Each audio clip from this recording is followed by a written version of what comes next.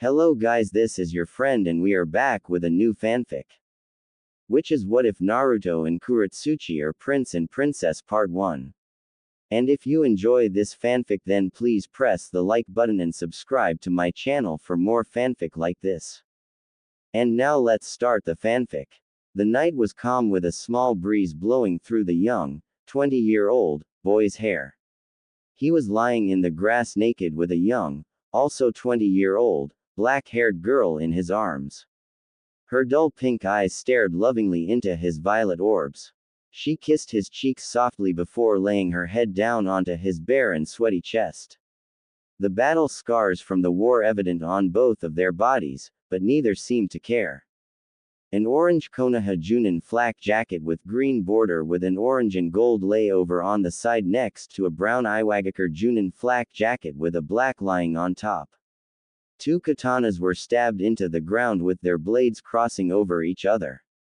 On the ground in front of the two weapons were two different hitai, one with a leaf symbol and the other had two rocks etched into the metal plate. Naruto took a deep breath before opening his eyes once more to stare at the giant moon above the two. Its bright white light bathed the secret lovers in its ethereal glow.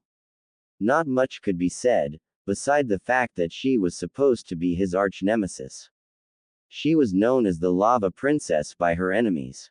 Her name is Kurotsuchi, the princess of Iwagakure. Naruto sighed. He glared at the moon above him and the stars that glinted in the deep black sky of the night. He tightened his grip around the beautiful and curvaceous girl in his arms. She snuggled deeper into his body and sighed in bliss before drifting off back to sleep. To see her so calm and snug, made Naruto's heart beat faster. To see her smile made his mind hazy. Why can't I live my life with her? Naruto cursed. Kami, why can't I love her the way I want to? Why did we have to be enemies? Backwards time skip start 20.5 years ago, Konohagakure no Sato. Minato. Get the seal ready and hold the Kyuubi back for now. Jiraiya ordered to his son. We have to make sure there are no complications with the birth of your children. Hi, Tu-san. Minato sped through hand seals and placed his hands onto the belly of his wife Kushina. She gave a weak smile to her husband and grabbed a hold of her best friend, Makoto's sleeve. With the friendship between the Senju and Uchiha stronger than metal, the Uchiha made sure to keep the Hokage's children's birth safe. Uchiha guards and clansmen stood outside of the hospital and on the roof to make sure the royal family were safe.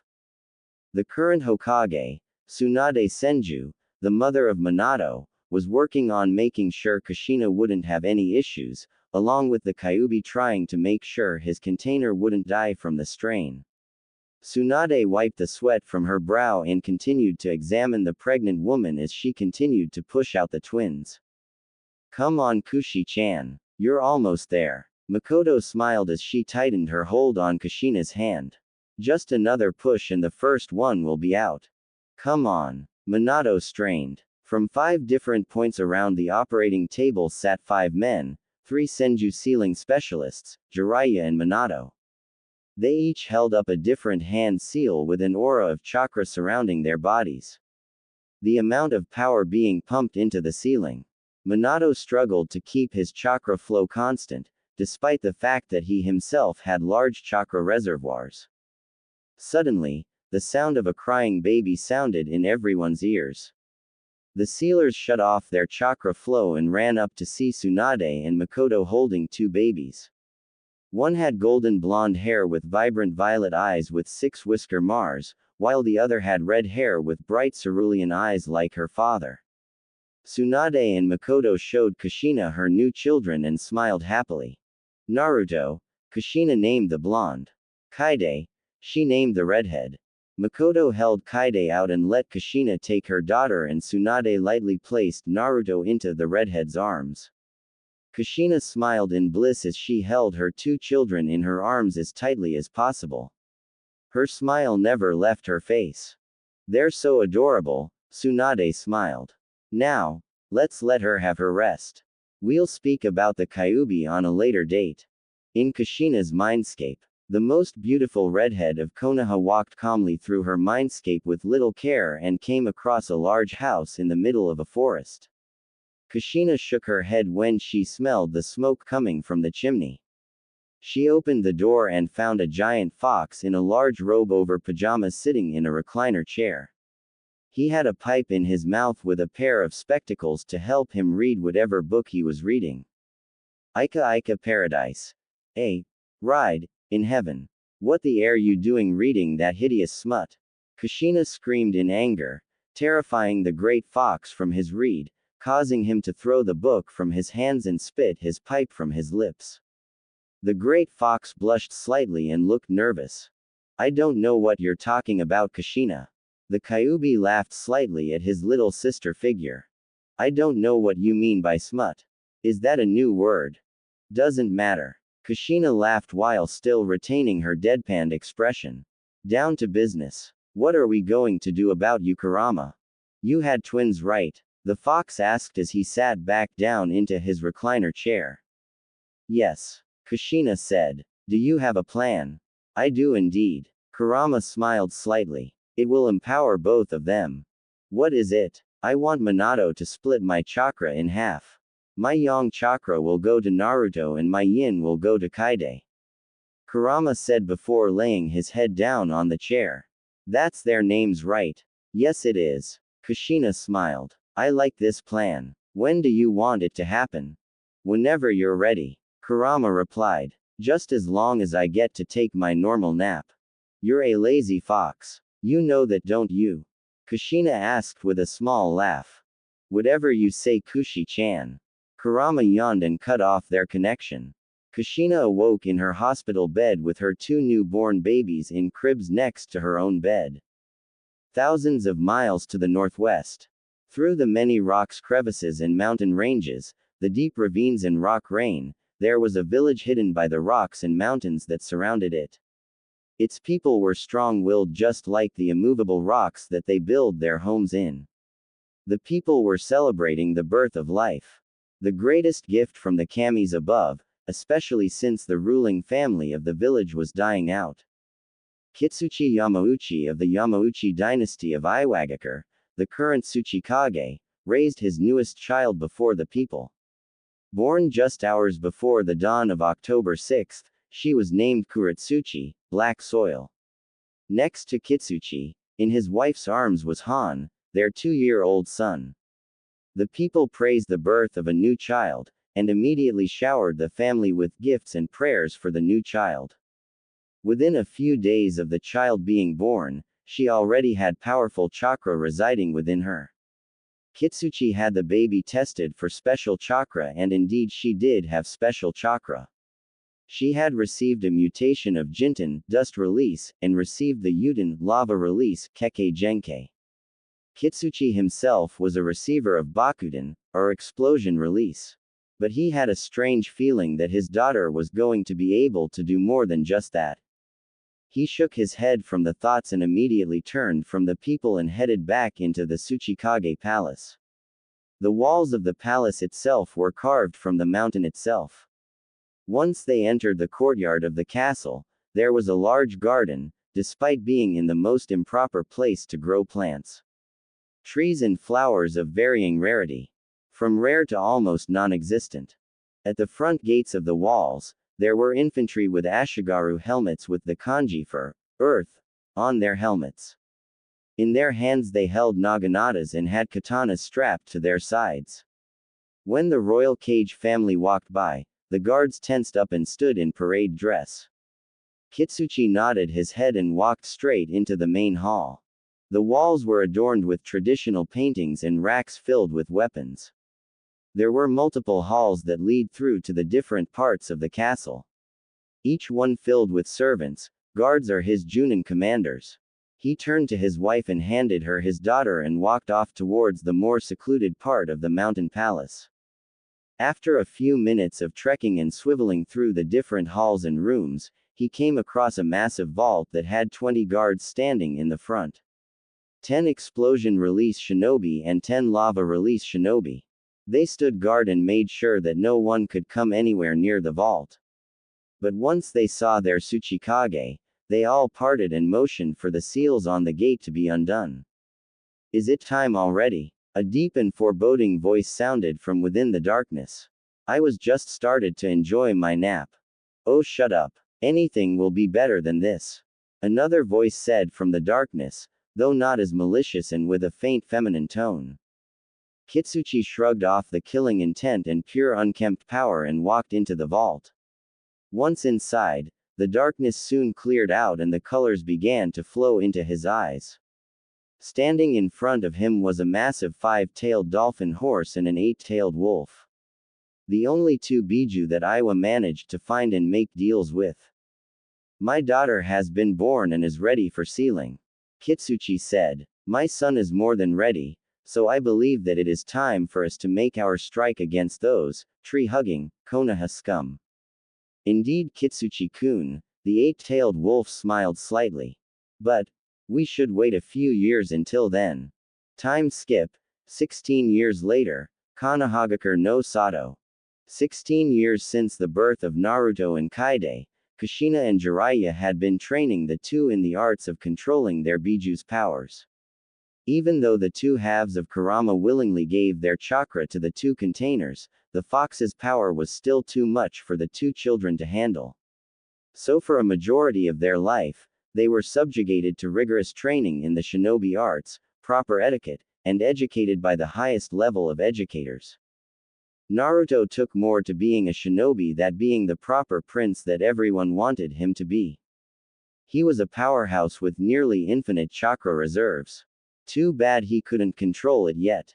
He grew his hair out like his father had and had two long bangs framing his face. His skin was pale like his mother's and his eyes were dark and violet like his mother's, but his face was his father's and his hair was his father's. He was quite tall for his age group, standing at 5 feet 10 inches, he was muscular and had a strong build despite his age. At the young age of 12, Naruto had already mastered the Rasengan and was working on making an elemental version of it.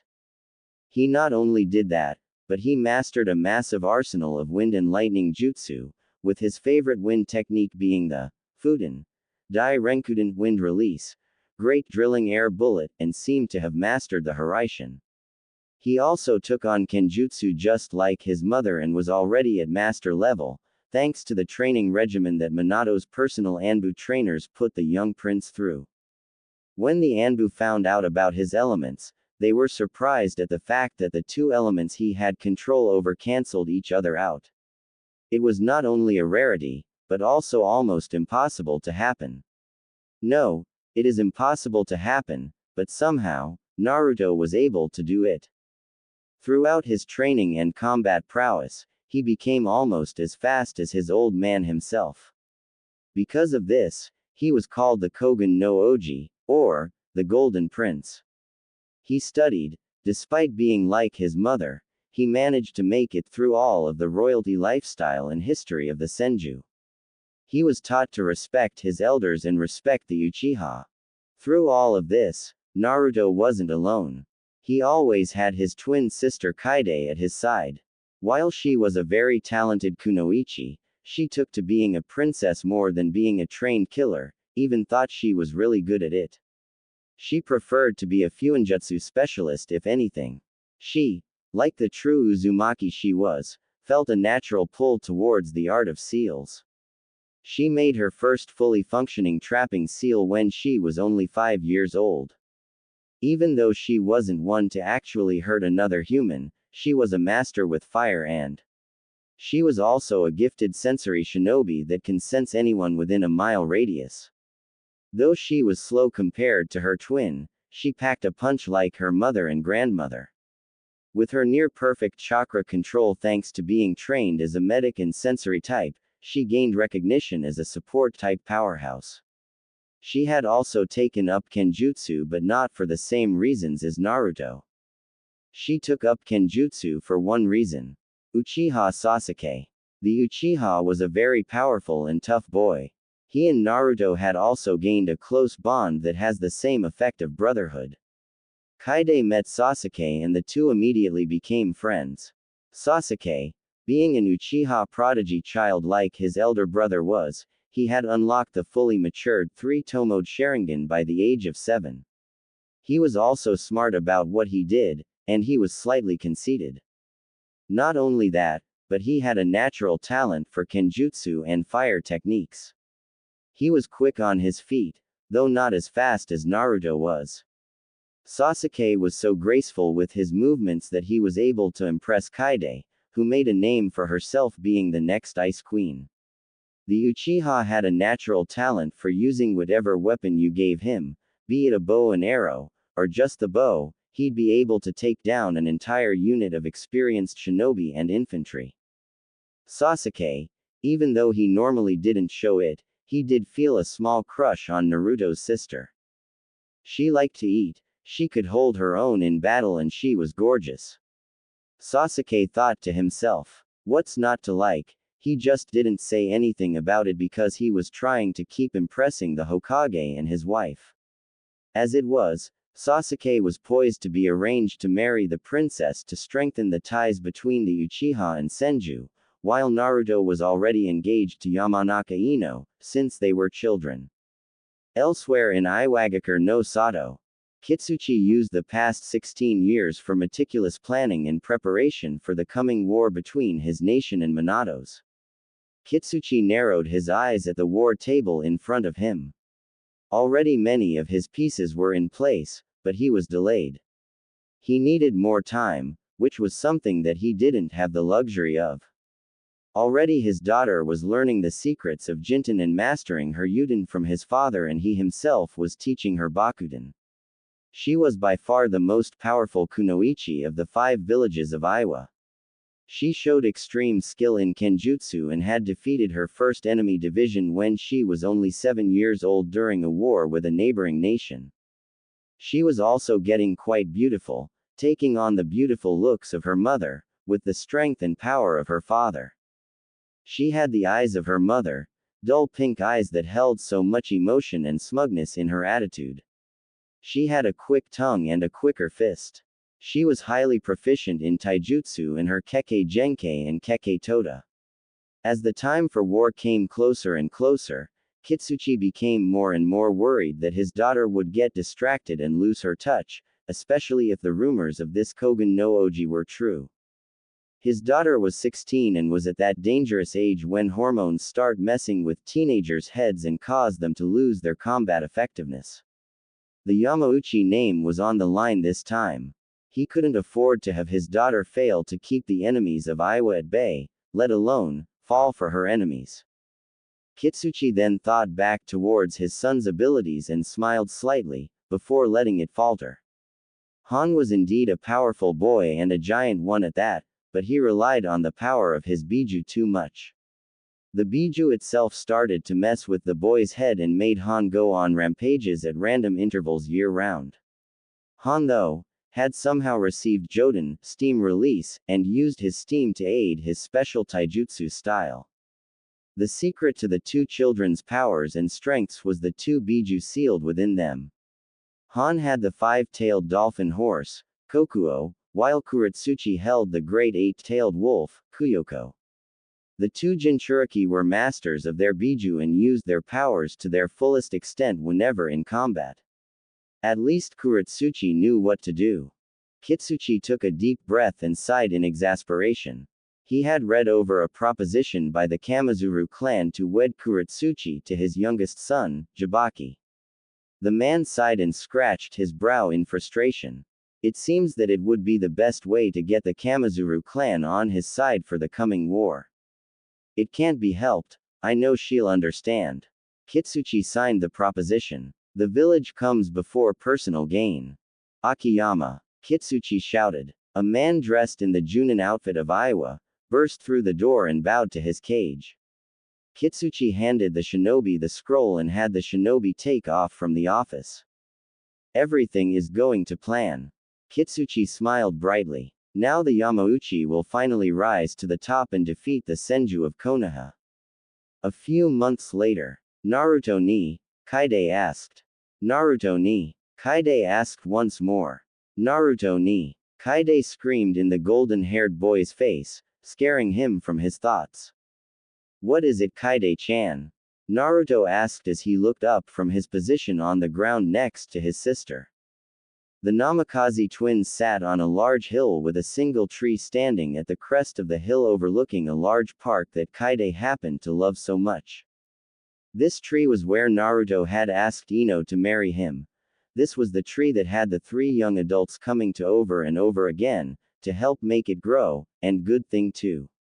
It had a beautiful view of the 6 villages, in all directions. They had a perfect 360-degree view of the splendor that Konoha and her 6 villages could offer. Naruto-kun, how do you feel about our marriage? Ino asked with a small smile. A small blush formed on her cheeks as she locked her arm with his. The two have been dating for the past 6 years.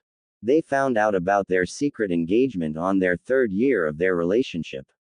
To find out that they were getting married in the future was enough to make the two ecstatic. Are you excited? Of course I am. Naruto smiled brightly. He leaned down and planted a small kiss on his girlfriend's forehead and leaned back down into the soft grass below him. How can I not be? Naruto, how do you feel about me and Kaide? Sasuke asked. What about it? Naruto asked with a raised eyebrow. Do you, well, approve? Kaide asked. I approve, Sasuke. Just don't screw up. Cause, Kaide, well, she hits harder than I do. Naruto took a moment to laugh at Sasuke's expression. Soon enough, the rest of the children present burst into laughter. Naruto-sama, Kaide-sama. An exasperated shout was heard coming up the hill. Hokage-sama and Kushina-sama need you two in the palace as fast as possible.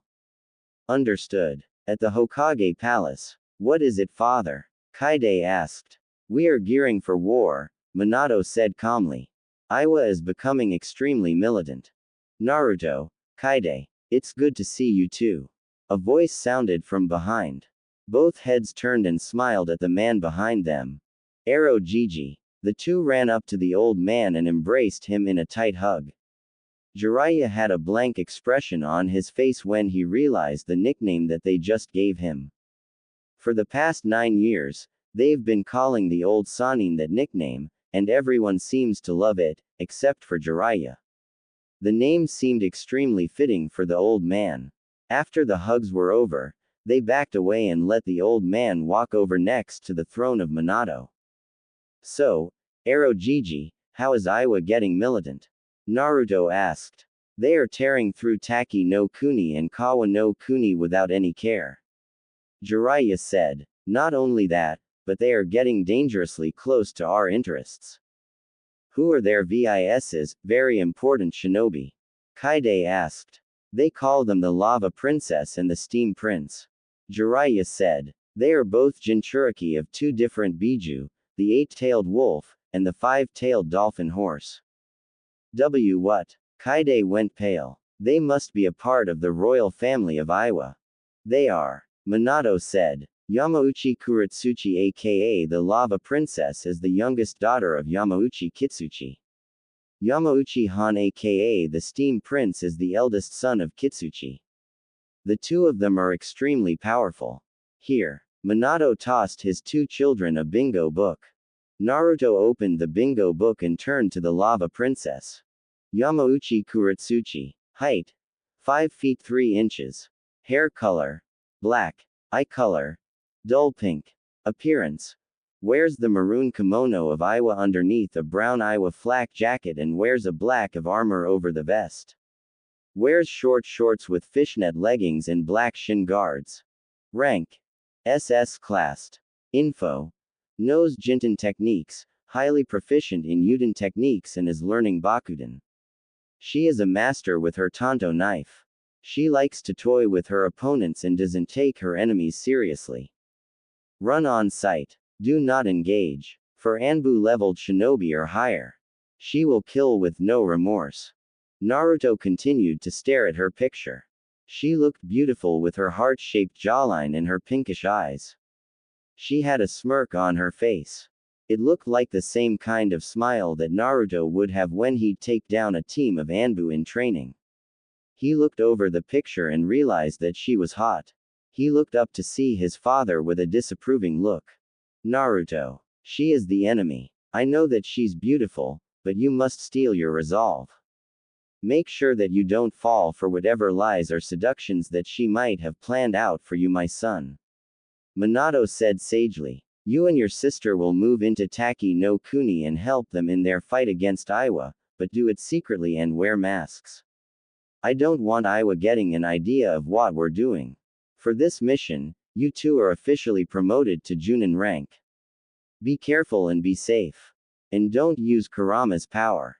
Understood, father. Naruto and Kaide both bowed and left the throne room, leaving Jiraiya and Minato alone. Do you think the two of them can do it?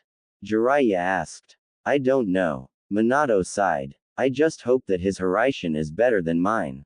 In the Taki no Kuni. Udangan no Jutsu. A feminine shout resounded through the air, scaring a few Taki shinobi.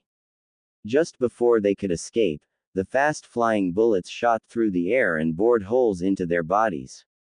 Flank them from the right. My brother and I will handle these guys. Kurotsuchi commanded. There was a slight rumble and a gargantuan boy with a massive hat and armor with a furnace on his back, rose from beneath the ground and held up his fists. His pinkish eyes were emotionless as he examined his enemies. The duo charged forward with 8 tails swinging behind Kurotsuchi and 5 tails, each tail with elements coming off the tips, behind Han. But before the 2 Jinchuriki could meet their mark, 2 flashes were made and 2 people flashed into the fight and kicked the 2 Iwa shinobi back. One wore a gold orange over a black undershirt with a mask covering his upper face. They couldn't even see his eyes. The only facial features that they were able to make out were the whisker marks on his cheeks and his bright golden hair. On his neck guards were 6 Magatama pendants jingling off the edge. He smiled at Kurotsuchi with a small foxy smirk before charging at the 8-tailed Jinchuriki. Kuro sent a punch, but the masked shinobi dodged at the last second and sent a side hook to her abdomen, knocking her over on her side. She stumbled slightly when she hit the ground. She quickly spun around with a handful of shuriken and kunai and hurled them at the shinobi, but the other masked attacker came and deflected the projectiles with her katana. The masked kunoichi kicked Kuro back and caused her to land in her brother's arms. Han growled at the 2 masked newcomers. Steam started flowing from the furnace on his back. He furrowed his brows as the steam gained a thicker volume as his Biju's chakra began to meld with the steam. The masked kunoichi wore a black version of the white upper half mask of the golden-haired shinobi. She herself was a redhead with whisker marks on her cheeks. The thing that made Kurotsuchi jealous, though, was the size of her chest. It was quite impressive, despite being only 16. Her orange-red only seemed to glint in the sun's rays cutting through the leaves of the forest canopy. Who are you? Kurotsuchi asked with narrowed eyes. Her Biju's chakra began to flow from her body and began to form a superheated chakra aura around her. And why did you interfere? That is none of your business. The masked shinobi replied. He drew out his katana and pointed it at Kuro. Imoto, the black-haired one is mine. As you wish, Ni-san. The red-headed kunoichi replied as she zoomed off with her own sword drawn. The redhead charged off towards Han at speeds that were hard for him to catch up to, but they weren't entirely fast. Just as the kunoichi was about to hit Han, a blast of lava sent her back, but didn't seem to affect her. Your opponent is me, the golden-haired shinobi shouted as he swung for Kuro's neck. She bent back and spun on one foot and swiveled around the golden-haired boy's attack. Kurotsuchi then focused chakra into her fist and punched the armored shinobi, but it had no effect. The masked man kicked her back and sent her into the forest. Naruto popped his next and shunshine to her position. Once he found her, she was pushing herself out of a dented tree. Once free, she glared intently at the golden-haired boy. She quickly sped through hand seals. Udangan no Jutsu. She shouted as a barrage of super-fast lava bullets shot from her mouth and headed straight for the masked shinobi. He made a few backflips and landed on the branch of a high tree. After speeding through similar hand seals, he shot his hand to his mouth. Sweden. Suidangan no Jutsu. He shot off a perfect amount of bullets from his mouth, and each projectile collided with her own and they both cancelled each other's attacks. Kurotsuchi gathered chakra to her feet and dashed towards Naruto, slightly freaking him out with her speed. She saw the opening and took it. Lava built up in her fist as she hurled the right hook into his abdomen. The burning sensation seared into his body and sent him flying back into a few trees. The black-haired Iowa princess back flipped off the branch and landed with quiet grace. She patted her legs down softly and kept her smirk on her face. Clink. You know, pride is a weakness. Naruto whispered in her ear. That over there was a cage bunshin. Nice try, but even you must have known that it was too easy. Kurotsuchi tailed her eyes down to see a kunai held at her throat.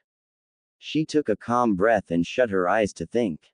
Solar plexus. The girl elbowed Naruto in the chest and sent him back, causing him to lose his grip on her body. Instep. She raised her foot and brought it down on his not-so-protected right foot. The boy hunched over slightly to feel his aching foot. Nose. As Naruto came down, she sent her palm up and smashed it across his face, breaking his nose and crushing his mask in the process.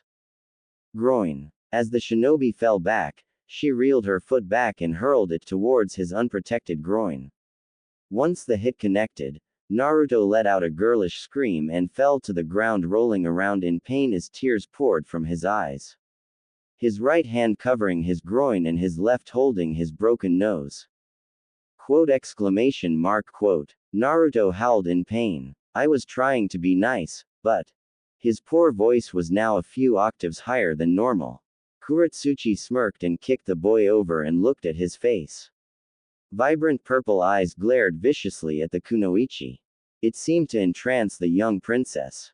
But then she realized who it was. It's the Golden Prince of Konoha. Kurotsuchi's eyes went wide as her brows furrowed deeper. You bastard. She raised her sword and stabbed it through Naruto's heart. The boy gurgled in pain as blood began to flow from his mouth and out of the massive wound in his chest. Kurotsuchi tore the blade from his chest and spat on the ground. She looked at his dead body with a never-ending glare. I can't believe that Konoha would send these worthless minions to fight us. Kurotsuchi growled. Who the hell do they think we are? I'm no minion, as you can see. Kurotsuchi's eyes went wide. I just killed you. Naruto smiled as he jumped down a tree and landed just a few feet away from Kurotsuchi. It'll take more than just a simple katana going through my heart to stop me. Naruto said with a tone. You're way out of my league, Yugenheim. Well then, Kogen Oji, why don't I show you my true league? 4 Kurotsuchis jumped from her body and charged at Naruto. 4 Cage Bunshin popped into existence and battled with her clones. But the special thing about these clones was that they were a trade secret from Iwa's explosion division. It was one of their most powerful weapons, that weren't a part of their kinjutsu. Bakuten. Baku Bunshin no Jutsu. The clones suddenly exploded, sending the Kogen no Oji through the trees and into a large clearing. Naruto glared as he cleaned the dirt and dust off of his armor. That was a clever trick, Yugenheim, Naruto drawled. But you'll have to do better than that. Naruto snapped his fingers. Why'd he do that? Suddenly, a large series of explosions shook the entire forest, tearing the landscape apart, sending earth, debris and Kurotsuchi high into the sky. She landed a few meters off the ground thanks to the flying jutsu that she learned from her grandfather. She looked from her viewpoint in the sky to see that almost the entire forest was torn apart by the Kogen Oji. Unbelievable, she panted. I almost died from that. He had this all planned out, didn't he? Try this on for size, bastard.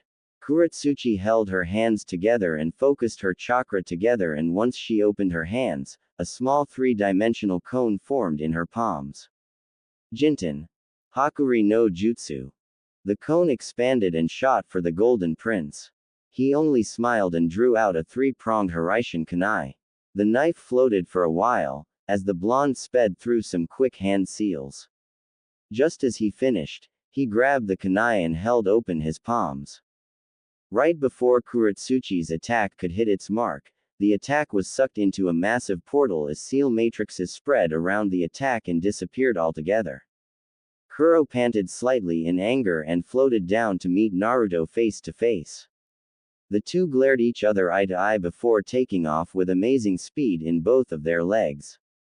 Naruto, of course, made it to her first and appeared at her side with his fist ready. He sent the punch, but Kurotsuchi evaded the attack at the right moment, just before the fist could hit its mark. Kurotsuchi smirked at her plan, but she didn't take into consideration Naruto's foot coming her way. The blonde's kick connected and sent her stumbling. He pushed off the ground and sent a high kick, knocking her ear partially ringing. She blocked his next attack and punched him in the chest, but the attack only bounced off of his golden armor and ended up hurting her instead. She resorted to an underhand tactic taught by her uncle. She brought her head back and grabbed Naruto's arms and rammed her head into his own head, and sent him flying into the ground. But before he could hit the ground, he wrapped his legs around her waist and twisted his body slightly, sending her over to the ground with him. They were entangled with each other in a tight submissive fight. Naruto had one of her arms in a deadlock with Kurotsuchi cutting off circulation to one of his legs. A clone popped into existence a few feet away from the two and charged to help Naruto, while a clone jumped from Kuro's body and ran to help her. But before the clones could do what they were told to do, they attacked each other instead and started engaging in a really amazing fight of taijutsu, with neither clone winning. Bunshin Daibakua, Naruto shouted. Baku Bunshin no Jutsu, Kurotsuchi called. The two clones exploded in a massive blast, entangling the two shinobi from one another, sending them both into trees. Naruto was the first to recover since his armor can take any form of physical damage, be it chakra or weapon-based. He dusted off his shoulders and charged through the smoke only to get a punch to the face.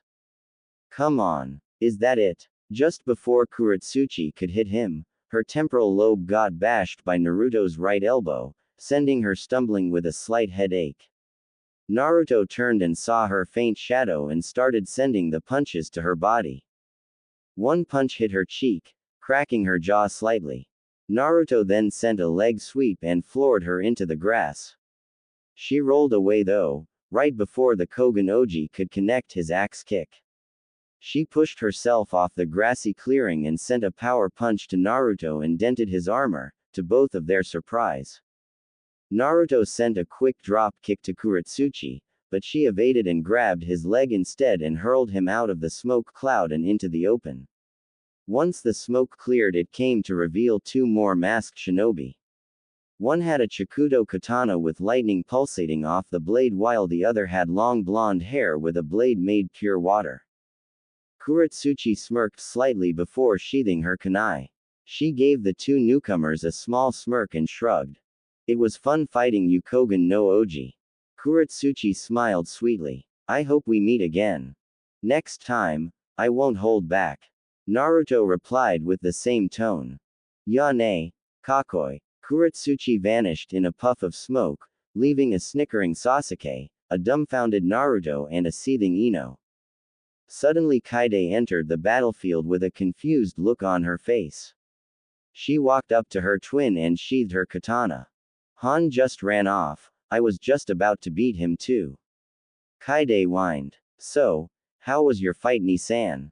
I'll tell you back home. Naruto laughed. I just hope that the Hiraishin seal really doesn't disappear, I just have to see her again.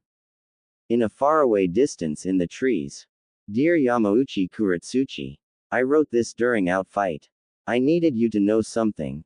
I had fun fighting you, and I know that you did too, but you and I know that we won't be able to go all out if our forces were nearby, that's why I want to fight you again. No killing. No death. Just me versus you, with all of our powers at our disposal. What'd you say? Meet back at the place we fought today at midnight. No later and no sooner. From Namikaze Naruto, Kogen no Oji. Kurotsuchi crumpled the letter and set it on fire using just her chakra within her balled-up fist. Her eyebrows furrowed. The prince wants a rematch, then I'll give him a rematch. Later on that night, indeed at the stroke of midnight, a bright golden flash appeared and Naruto stood in its place. He stared at the cloud of white smoke as Kurotsuchi's body began to show itself through the smoke. She popped her neck and glared at the Konoha shinobi. She started jumping on the heels of her feet as the tension built up between the two of them. Naruto smirked as 9 bright red tails shot from behind him and started spiraling in a way to signify that he feels threatened. He threw a 3-pronged kunai at the girl and vanished, only to reappear right behind her and send a kick to her back. She used a kawarimi just before his attack hit. He landed on the ground and formed a cage bunshin to take the hit for him, as Kurotsuchi rose from the ground with her hands out ready to grab his legs and pull him in for the earth suicide technique that Kakashi used on him a great many a time. With the shadow clone grabbed instead, Naruto was able to jump back and force a Rasengan into the ground. And like a popped blackhead, she shot from the ground, leaving her wide and open. Naruto dashed ahead and punched her abdomen and sent her into another clone, but she quickly turned and sent her foot into the clone's face. Once the clone was sent back, she spun around and sped through hand seals. Uden. Udangan no Jutsu. She shot off 20 bullets from her mouth, each one hitting a clone or nearly hitting the original Naruto. She jumped to the side when Naruto finished his hand seal pattern. Fuden. Daitapa. He took a deep breath and shot off a massive gust of air towards the girl, but she got smart and sped through her own hand seals.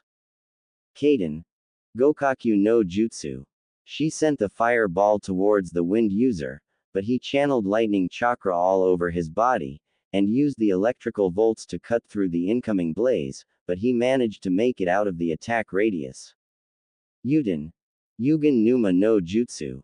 Kurotsuchi clapped her hands together into the snake hand seal. I've got you in my trap now. The blonde began to sink into the lava, inch by inch. Kurotsuchi, though, felt a small pang on her heart as she looked at the talented prince give her small nod. Again, it'll take more than that to beat me. Naruto's voice sounded from behind.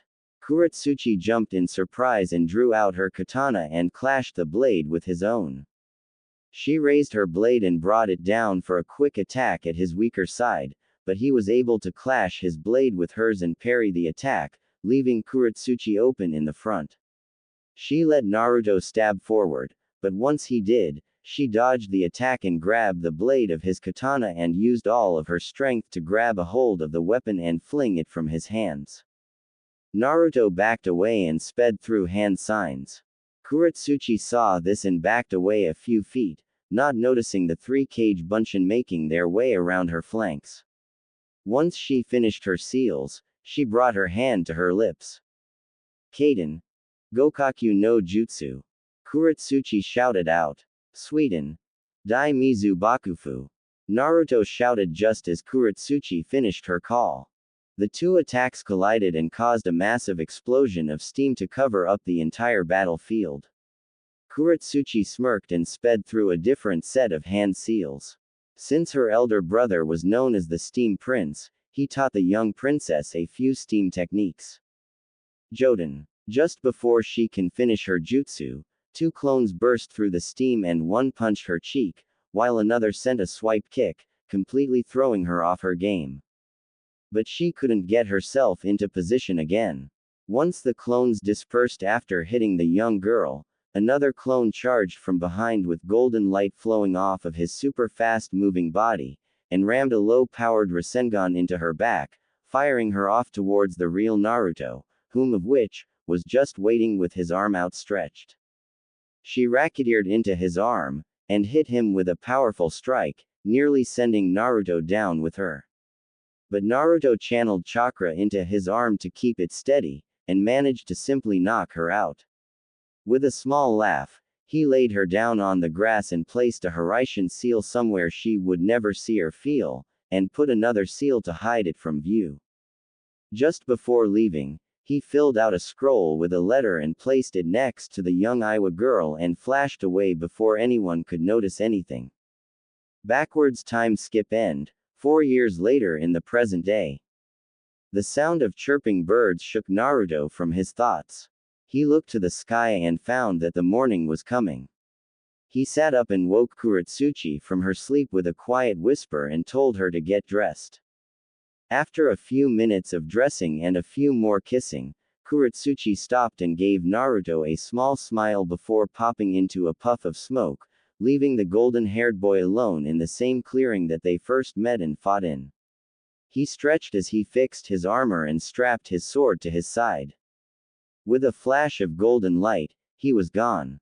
In Konoha, Naruto flashed into his room and quickly changed back into his normal sleeping clothing and headed to his bathroom to take a quick piss before heading back to bed. Once there, he climbed into the sheets and was immediately embraced in the cold arms of his companion.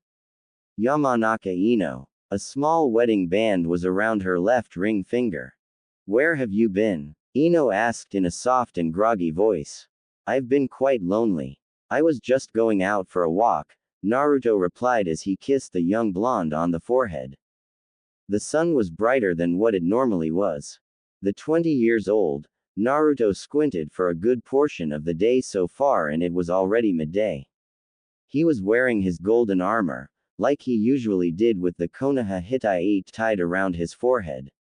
Today was just a boring day, especially since there were no missions or anything of that sort, but he had still kept a broad smile stretched on his face since he was with the girl he was married to.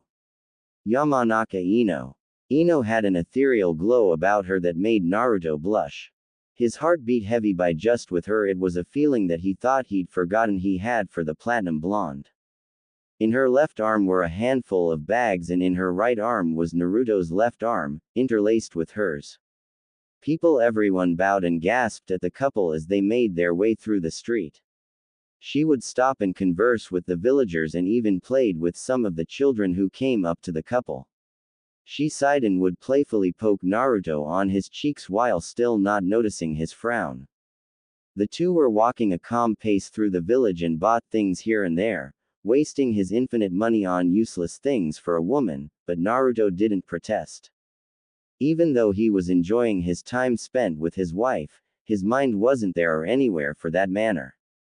The only thing going on through his mind was the beautiful, curvaceous and sadistic Iowa princess, that he hasn't seen for almost 6 months. It was almost as if she had disappeared. Despite the new and emerging feelings about his actual wife, all of the secret nights together with the princess began to flash into his mind as he concentrated harder to those good days of the past. Flashback. 4 years ago, midnight. "I see you came." Kurotsuchi's voice sounded behind Naruto's ear. "I was wondering if you got the call." "I did. Now I'm here." Naruto turned around and narrowed his eyes at the beautiful princess. "What did you want to speak to me about?" "What?" Kuro feigned a look of hurt. "I can't talk to the only shinobi who can keep up to me, whenever I want." "Well, it's not that, it's just, I was taking a nap." Naruto grumbled. "I need to take my naps, you know." Ever since their little introductory scuffle with each other, Naruto and Kurotsuchi met up every few nights for the past 3 months to fight and spar with one another, and on some nights to just talk. Seeing as how no one would listen to their problems or at least understand where they were coming from. Naruto couldn't tell Ino about his issues since he knew that she wouldn't understand. He knew his own sister wouldn't understand. He was so glad that he left a scroll telling her about the Hiraishin seal he placed on her. When Kurotsuchi woke up the next day of that night, she was surprised to see a small scroll placed next to her body. When she opened the scroll, she was pissed off to say the least. She took the long way home to think about the power that the Kogen had given her. The ability to call him to her whenever she wanted. She could always call him in the middle of the street in Iowa and have him captured right on the spot, and sell him for ransom to Konoha. But he trusted her enough to know that she really wouldn't do that. After a long conversation with herself, Kurotsuchi chose to take responsibility of her new power, which surprised herself and Naruto. And it also turned out that Naruto would be able to cross an entire country in less than a second and be able to get to her in a moment's notice. At the beginning of their relationship, if you could call it that, all they did was talk, with their fists. And neither said anything about doing other than that. They liked their fights. For hours the two would go at it every other night it would seem, and sometimes, every night for a week. Throughout the fighting and sparring, the two ended up gaining some form of friendship, or endearment towards one another, especially if they met each other on the unofficial battlefields as masked shinobi. The excitement that flowed through their veins, when they'd see each other flash or pop onto the battlefield, was something that they loved to experience. They've been seeing each other so much, that they were able to recognize each other's chakra signature, so when they were in battle, both sides knew when to show up. Kuro loved their spars. She loved them so much that could easily say that she loves the Golden Prince himself for existing. Naruto, though, was the only person, besides her father and two brothers, that could keep up with her and her amazing skills in combat. The Kogen Oji moved with a lightning grace that never ceased to amaze her. It made her tremble with his sheer skill in battle, and recently, it started making her wet. Shaking herself from her reverie, she realized what the golden-haired shinobi prince had just said. "You take naps at this time of the night?" Kuro deadpanned. "You Konoha nin are just so strange." "Well, Ino-chan is gone on a mission right now, and won't be back for the next few days, so," Naruto replied with an equally deadpanned expression. "I'd only be awake if she were there to tell me what to do." "I see that you're still a minion." Kurotsuchi giggled. Yeah. Now, why am I here?" Naruto asked with a small smile. "Oh, I wanted to talk to you about something." Kurotsuchi suddenly looked so weak to Naruto. What's wrong?" the golden-haired boy asked. "I'm getting forced into marriage," Kurotsuchi spat. "To some snobby-looking noble from one of the other villages of Iowa. I know nothing of him, or his skills, or his damn clan, except for the fact that his grandfather helped my great-grandfather Yamauchi Kyojin, the Shadaime Tsuchikage, fight the Shadaime Hokage and Uchiha Madara." "What's this guy's name?" Naruto asked, intrigued. Anyone who was a descendant of such people who could fight against such legendary Konoha ninja, then this guy must be something, at least that's what Naruto hoped. "Kamizuru Jibaki," Kuro replied. "He's quite tall, scrawny-ish, long blonde hair, wears glasses." "Wait, isn't he like 20 years older than you?" Naruto growled. "That's the thing about people of royalty," Kuro growled. "We can't marry for love, but only for the good of the village." "Yeah, so." Naruto drew out his katana. "You wanna spar?" He knew that this was the only way to keep away whatever depressing feelings that they may have residing within them. "I was afraid that you wouldn't ask." Kuro had a small smirk curl on her lips. Her heart beat heavily, but she put those feelings aside and narrowed her eyes at the shinobi. The two charged each other with all of their strength and their katanas held steady. But before they could clash their blades against each other, he was snapped from his thoughts and came to realize that he was staring out into space with Sasuke and Kaide looking at him with a worried expression. Ino looked at him with weird eyes as well as she waved her hand in front of his eyes. "What is it?" Naruto asked with a nervous laugh. "Did something happen?" Ino giggled slightly. It was like music to his ears, the song that angels sing. Naruto blushed faintly enough so that no one could tell, but Ino's face suddenly flashed and Naruto ended up seeing the transparent face of Kurotsuchi forming around Ino's own face. Naruto shut his eyes and opened them again to see Ino back to normal. "Of course." Ino smiled. "Check it out. The new Fuenheim movie just came out." She grabbed the golden-haired boy's arm and dragged him towards the movie theater with Sasuke and Kaide trailing right behind. Throughout the entire situation, it happened to bring up another memory. One that had an awkward conclusion. Flashback. 2 years ago, midday. Hello. Naruto flashed into the battlefield with his katana drawn and found Taki Shinobi shooting off water blasts and water dragons against Iwa's fire blasts and earth dragons.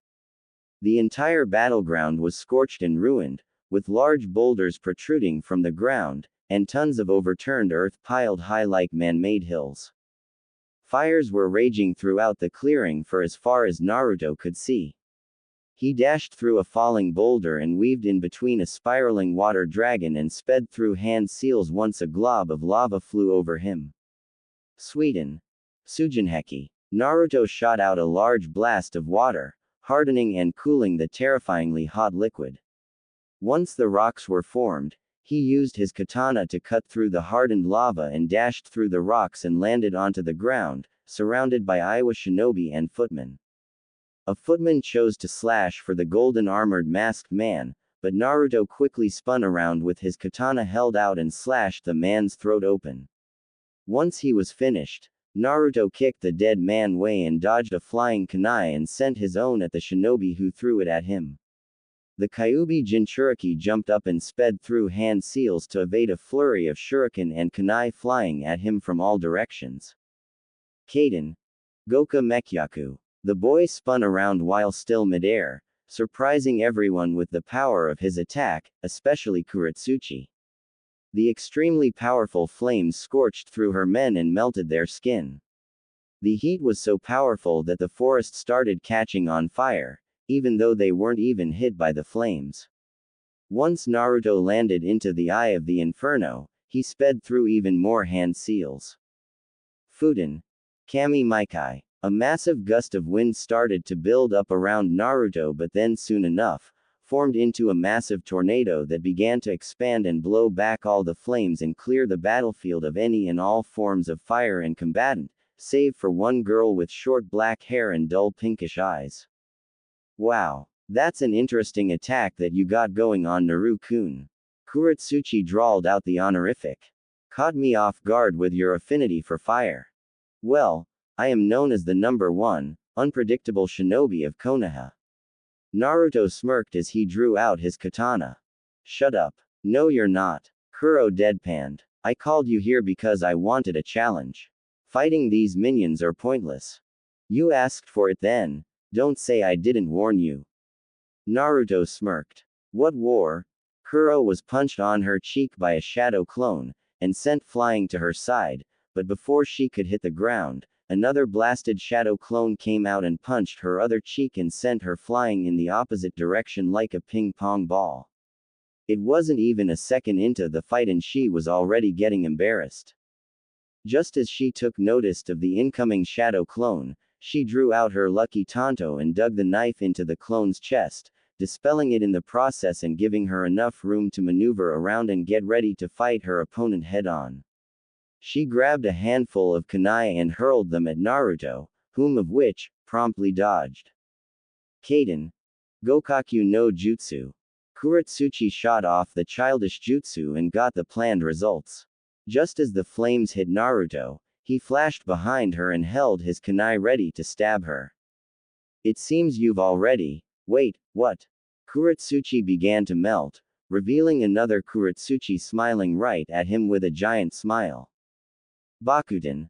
Baku Jisatsu. The smiling Kurotsuchi exploded in a bright red and white light, and sent the armored Namikaze flying into the trees. Once he was finished, plowing through the forest, he landed in a group of recuperating Iwa shinobi and footmen. Get him, one of them shouted. Shit, I don't have my sword. Naruto cursed mentally. One of the shinobi got close enough to start slicing at the masked shinobi, but Naruto weaved and dodged each attack. Still these shinobi had no idea who he was, except for Kurotsuchi and Han. Speaking of Han, where the hell is the guy? The Iwa shinobi made a grave mistake and missed his slash, giving Naruto the perfect opening. Naruto reached into his kunai pouch and drew out a three-pronged kunai and stabbed it through the shinobi and channeled chakra through the blade, elongating it into a 3-foot-long blade made of pure chakra. Once he tore the attack from the man's body, he threw the kunai at another shinobi. He sighed when the rest of the Iowa force retreated through the forest. Boom! Single quote exclamation mark. I forgot that Kuro was still here. The golden-haired boy dashed through the woods and into the clearing once again and then came to realize just how much carnage he had caused for the Iowa forces. Scorched bodies and some still burning clothes and scorched earth. He looked through to the other side of the clearing and saw smoke billowing into the sky. He concentrated chakra to his ears and the sound of screams became known. He was suddenly stopped mid-step. There was a great and powerful pull on his armor. It surprised and freaked him out at the same time. He looked forward to see Kurotsuchi holding her hand out with a strange aura flowing around it. Turns out I have another Kekkei Genkai. Jitten. Kuro shouted as she pulled the namikaze towards her with an invisible force of power. Kuro didn't take into consideration the rate at which he was coming in at and the size of the target coming towards her, nor did she take into consideration her own height.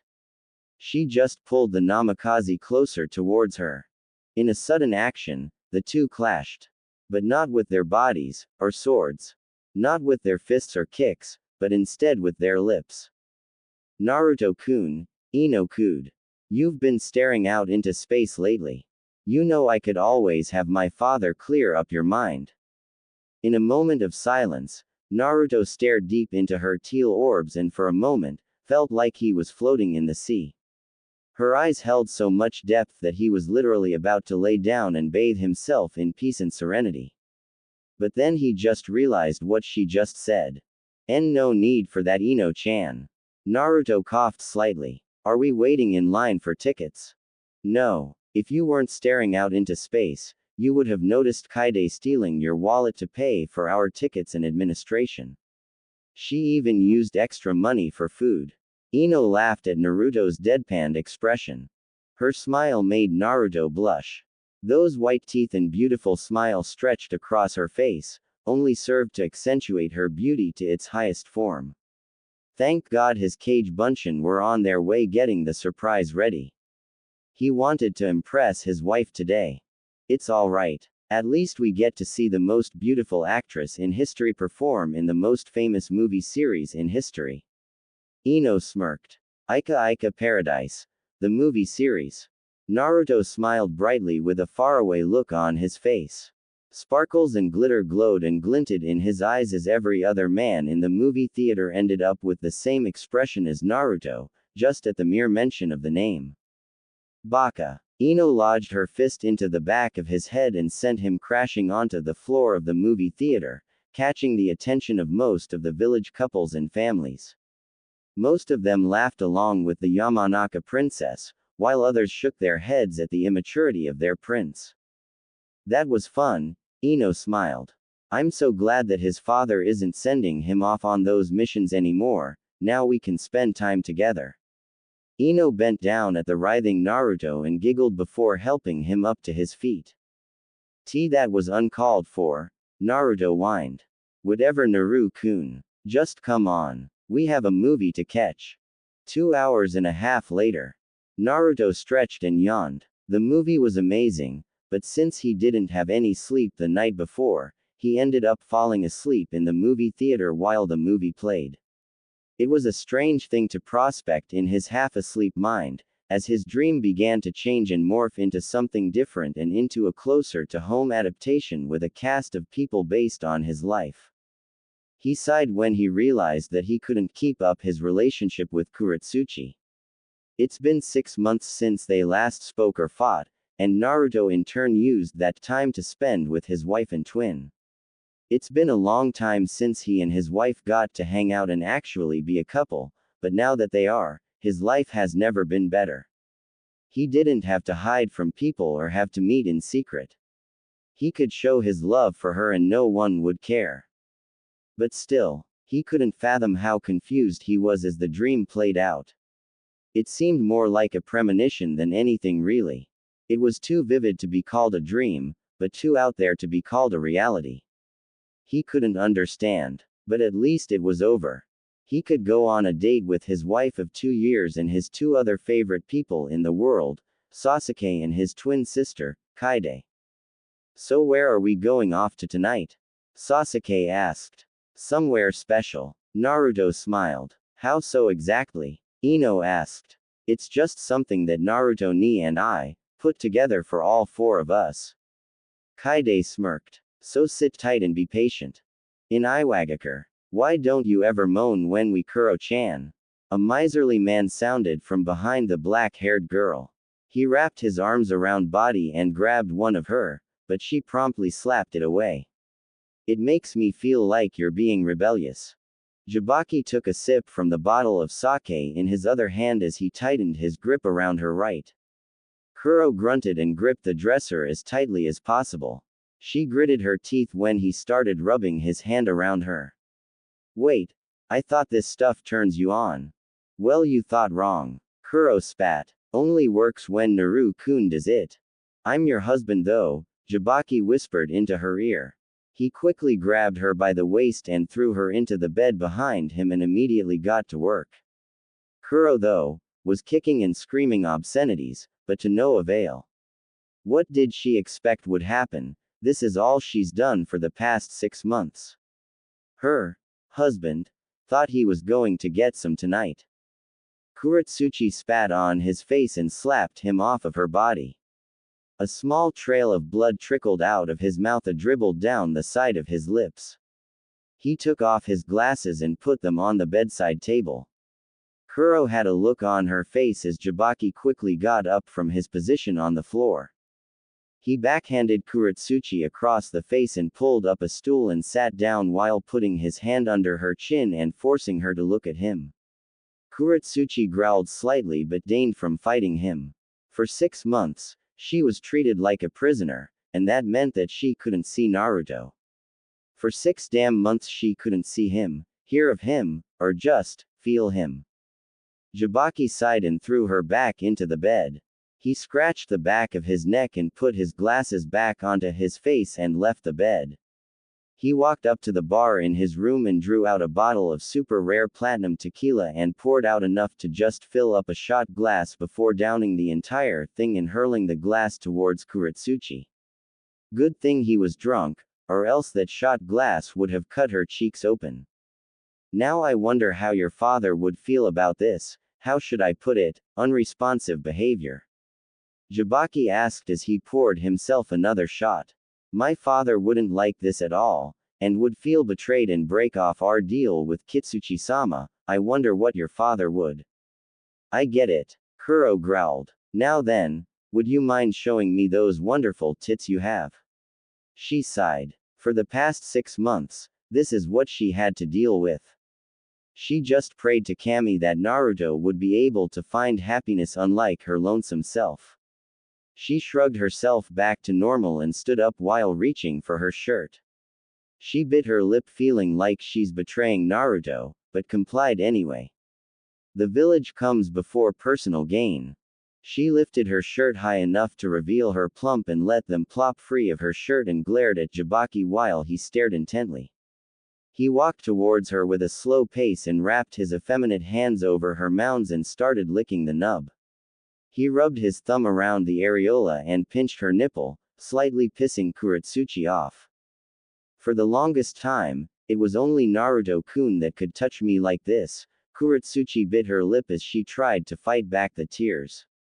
She fought the urge to slap Jabaki and call on Naruto, but why would she do that after so many months of not talking or even the I just want to talk call, but that was beside the point.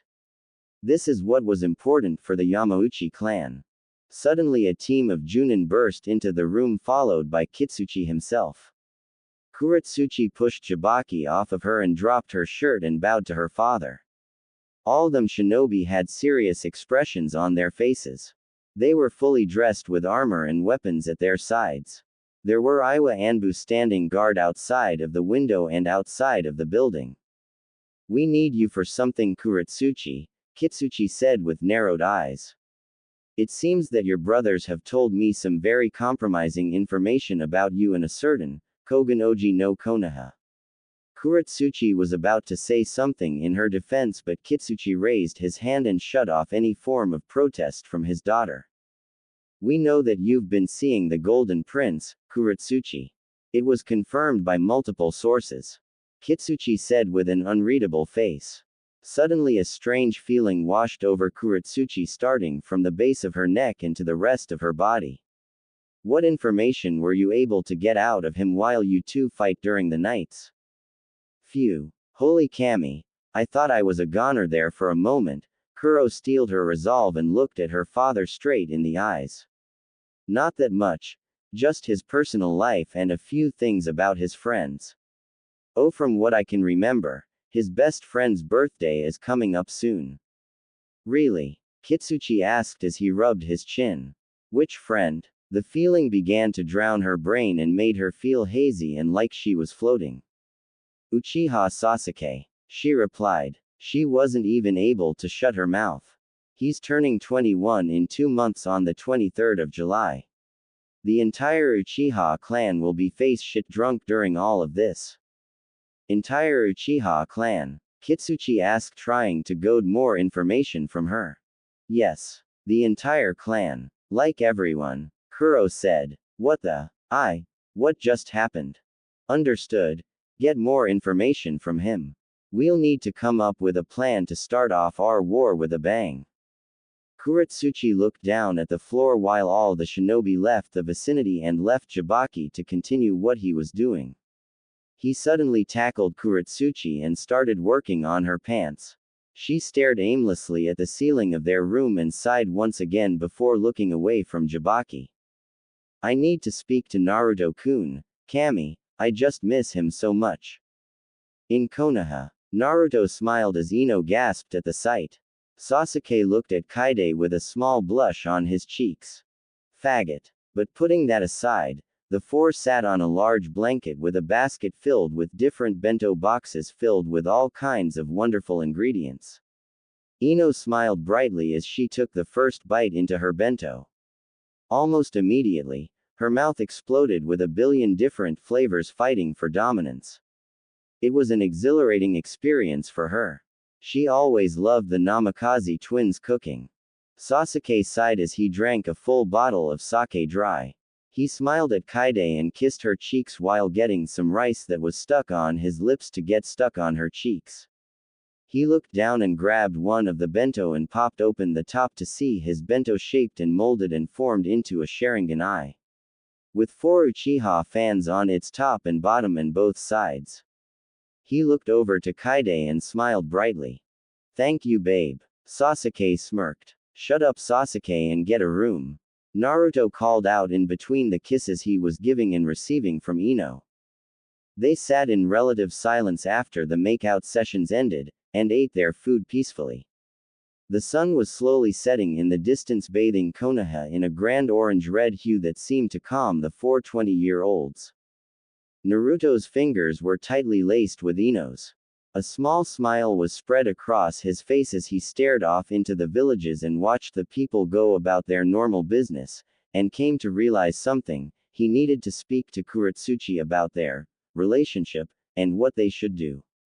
He realized that he couldn't hurt Ino any longer and that he needed to be there for her, especially if what she had told him was true. Naruto sighed at how troublesome the situation could get, but deigned from saying it out loud. He just needed more time to think about certain things. Not only did he have an ongoing affair with his arch-nemesis, but he also had 2 little siblings to start taking care of. Flashback. 3 years ago. Naruto and Kaide came dashing into the hospital room drenched in sweat from their training just a few moments ago. They barged into the hospital room and found their gorgeous mother holding another set of twins in her arms. Their father looked at the 2 new children with a deep happiness rippling in his eyes. Kaide was the first to dash for the children and realized that the new twins were an exact opposite of her and Naruto. The girl, Mito, had blonde hair like her father and had the pale white skin of her mother. The boy had blood-red streaks of hair that flowed through his black hair. At first Kushina was confused, but after a very long explanation from Tsunade about recessive and dominant genes in a person's DNA, Kushina ended up not understanding what the old lady had said. There is a possibility that the child could have a different hair color or mutation in her genes, despite being the child of two parents with recessive of dominant genes. Tsunade sighed. Oh, I think I get it, sort of. Kushina still looked confused, but shook it off to coo at her two new babies. It must be strange to see a woman with 17-year-old children having another child, twins no less, but she was only 16 when she gave birth to Naruto and Kaide, so it was understandable. Different times, so things were done differently. Look at them, they're so adorable, Kaide called over to her elder brother. They're going to be super strong like us. Indeed. That's because you two not only will be training, you two will also be their caretakers when your mother and I are away from the village. End flashback. Yup. That's the life. Naruto sighed. But how will Kurotsuchi take the news of my new decision? Naruto shook the thoughts from his head and turned to see Ino with a lustful look on her face. She pulled his shirt collar and began to lead him from the Hokage monument and into the seclusion of the bushes and overgrown brush and foliage at the top of the mountain face. You know, it's been a while since Ino smirked as she unclipped her dress. I'm, also, thinking of a child Naruto-kun, we're shinobi you know, so we'll never know when we might die. Shish. Naruto silenced her with a finger on her lips.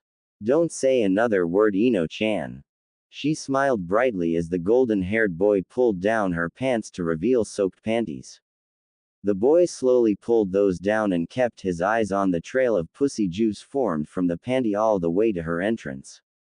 Ino moaned and blushed heavily. Naruto picked her up and began to eat her out with his near-perfect eating skills. He's had tons of practice with Kurotsuchi, not that he'll ever say that out loud. Ino moaned loudly as Naruto began to lick the sensitive nub just above the entrance to her nether lips. Her face was glowing crimson just like the sky above them. No foreplay. Let's skip to the main. Ino was suddenly pushed to the ground with her ass pointing up and her pussy showing for Naruto in all of its wonderful and shaved glory, dripping in juice. Naruto's member suddenly shot up as Naruto held it against the tight opening. Way ahead, Naruto grunted as he shoved the entire thing into her pussy. Of you, Inoheim. In Iwagakure, Kurotsuchi sat on the shower floor as water pulsated over her naked form. She felt like shit. Hell, she even looked the part. She sat down on the floor wringing out Jibaki's seed from her pussy. She really didn't want his kid. The only person's child that she could easily say without a doubt was Naruto's. He was strong, a wonderful lover that kept her going for hours, and the best feature of Naruto was that he could keep up with her during their fights, and she dare say, beat her on a few occasions. She just wanted to be in his embrace again. And after that strange feeling she felt when her father showed up, she still didn't know where it came from, but whatever it was, it caused her to spill secret information that could possibly hurt or get Naruto killed, which was something that she really didn't want to happen. She leaned back to let the cold water wash over her sore muscles and drench her obsidian black hair. She took a deep breath and sighed. She clenched her teeth as tears began to fall from her eyes. She hated this. She hated how quickly she was degraded to nothing but some snob's father. Kuro wept, but the shower drowned out her cries. I really need to see him again, I just need to see him. In Taki no Kuni, the light of the moon was up, glowing the night sky in its bright luminescent white light. Kurotsuchi popped into the clearing that everything first began. She sighed at the memories and felt the cooled magma constructs littering the entire battlefield, and the large holes and compact dents in the earth brought a small smile to her face. She calmly walked over to a patch of grass that happened to have a blanket on top with indentions and stab marks showing that something heavy was placed there and swords or something with a sharp tip was stabbed into the ground. The blanket looked ruffled and had dry cum stains. It's still here, after all of those months. Kuro smiled slightly as she replayed the entire night in her mind. All the screams, the cries of pleasure and the clapping of skin in between the two of them. The emotions were overloading her mind as she collapsed onto the grass and felt the puncture marks in the ground. She drew out her katana and stabbed the blade into the ground and laid down onto the blanket laid out on the ground. She could feel him entering her body with such speed and animalistic instinct. His feral look when he'd start pumping chakra into each pump. She could feel her pussy get wet and feel warm as the thoughts continued to linger. The overbearing scent of cum and sweat entered her nose and caused her to nearly lose it. I need to speak to him. She sat up and channeled chakra to the back of her neck once again, and within a moment, unlike the previous results, a bright yellow flash happened not too far from where she was, and from the flash came Naruto dressed in his golden armor. He had a serious expression, but he looked like he was about to cry. What is it, Kuro-chan? Naruto asked. Kurotsuchi was surprised to say the least but didn't show it. I need to talk to you. I missed you for these past few months. Kuro looked away. She sniffled as the thoughts of Jabaki came flowing into her mind, and about how abusive he is. What's wrong? Naruto asked as he pulled her in for a hug. My life is what happened. I'm married to a pedophile rapist that only seems to care about my body. Someone is watching me and somehow found out about me sneaking out and meeting you and told my father about it. What? Naruto's eyes went wide. What has your father said about it? Just that he wants to start our war with a bang, she replied. I'm sorry, Naruto-kun, but my nation comes before our love. Alright, tell me anything of importance if you can, please. I don't want us to be forced to kill each other. Naruto quietly pleaded. Understood, but hey, we'll have to be more careful when we meet, Kuro said sadly. We'll have to cut down on our meetings. I agree, Naruto replied. The speed of his response made her heart pang with hurt. Her eyebrows furrowed slightly. I have a wife whom of which that I'm starting to fall for, and I'm pretty sure that your husband is going to get suspicious. Kuro's lips twitched slightly as she looked away. What is he trying to say? Understand, Naruto said with a commanding tone. No one can ever know about what we've become.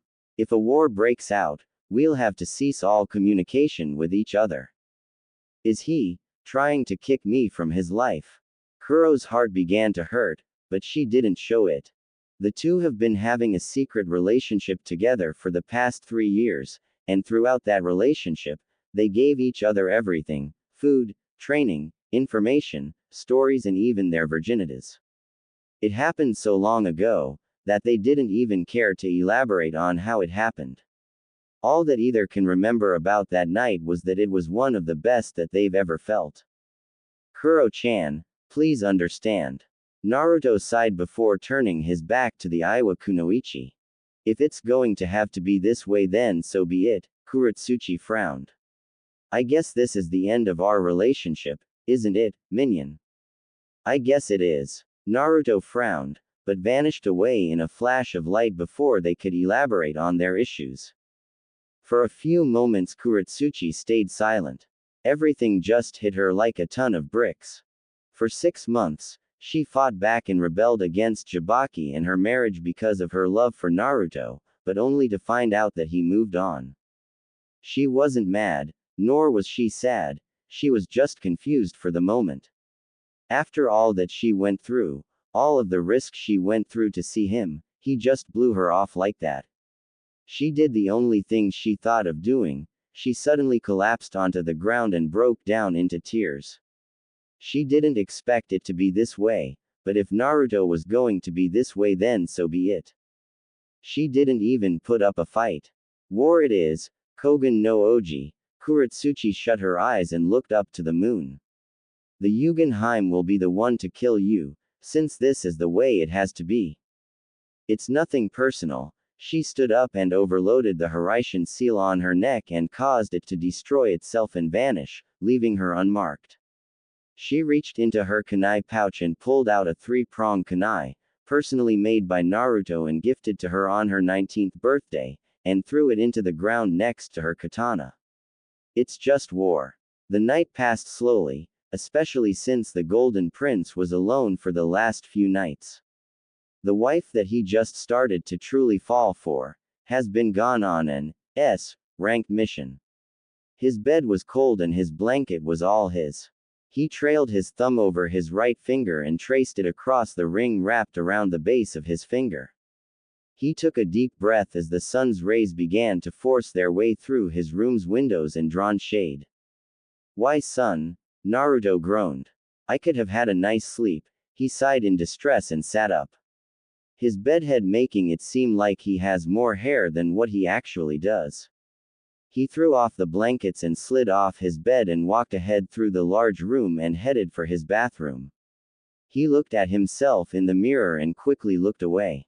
His facial features were deteriorating. Well, that's what he thought. After his shower, he walked around the room with only a towel hiding his lower body. He calmly walked up to his window and pulled open the shades to reveal the sight that he loved to wake up to. The village hidden in the leaves. Birds were flying about through the morning scene of the bustling village. People and tourists were traveling through the streets, staying in the nice hotels that lined the main road of the village, with businessmen and farmers all along the strip selling their wares and goods. Kami, I love this village. He turned around and leaned against the window sill. Still, what is this feeling? It's irking me. In Iwagakure no Sato, traveling through the thick darkness and the even thicker smoke, one could find Kurotsuchi sitting in a chair with a blank look on her face. Her husband was passed out on his bed. Just recently he had finished releasing a thick load into the 20-year-old Kunoichi.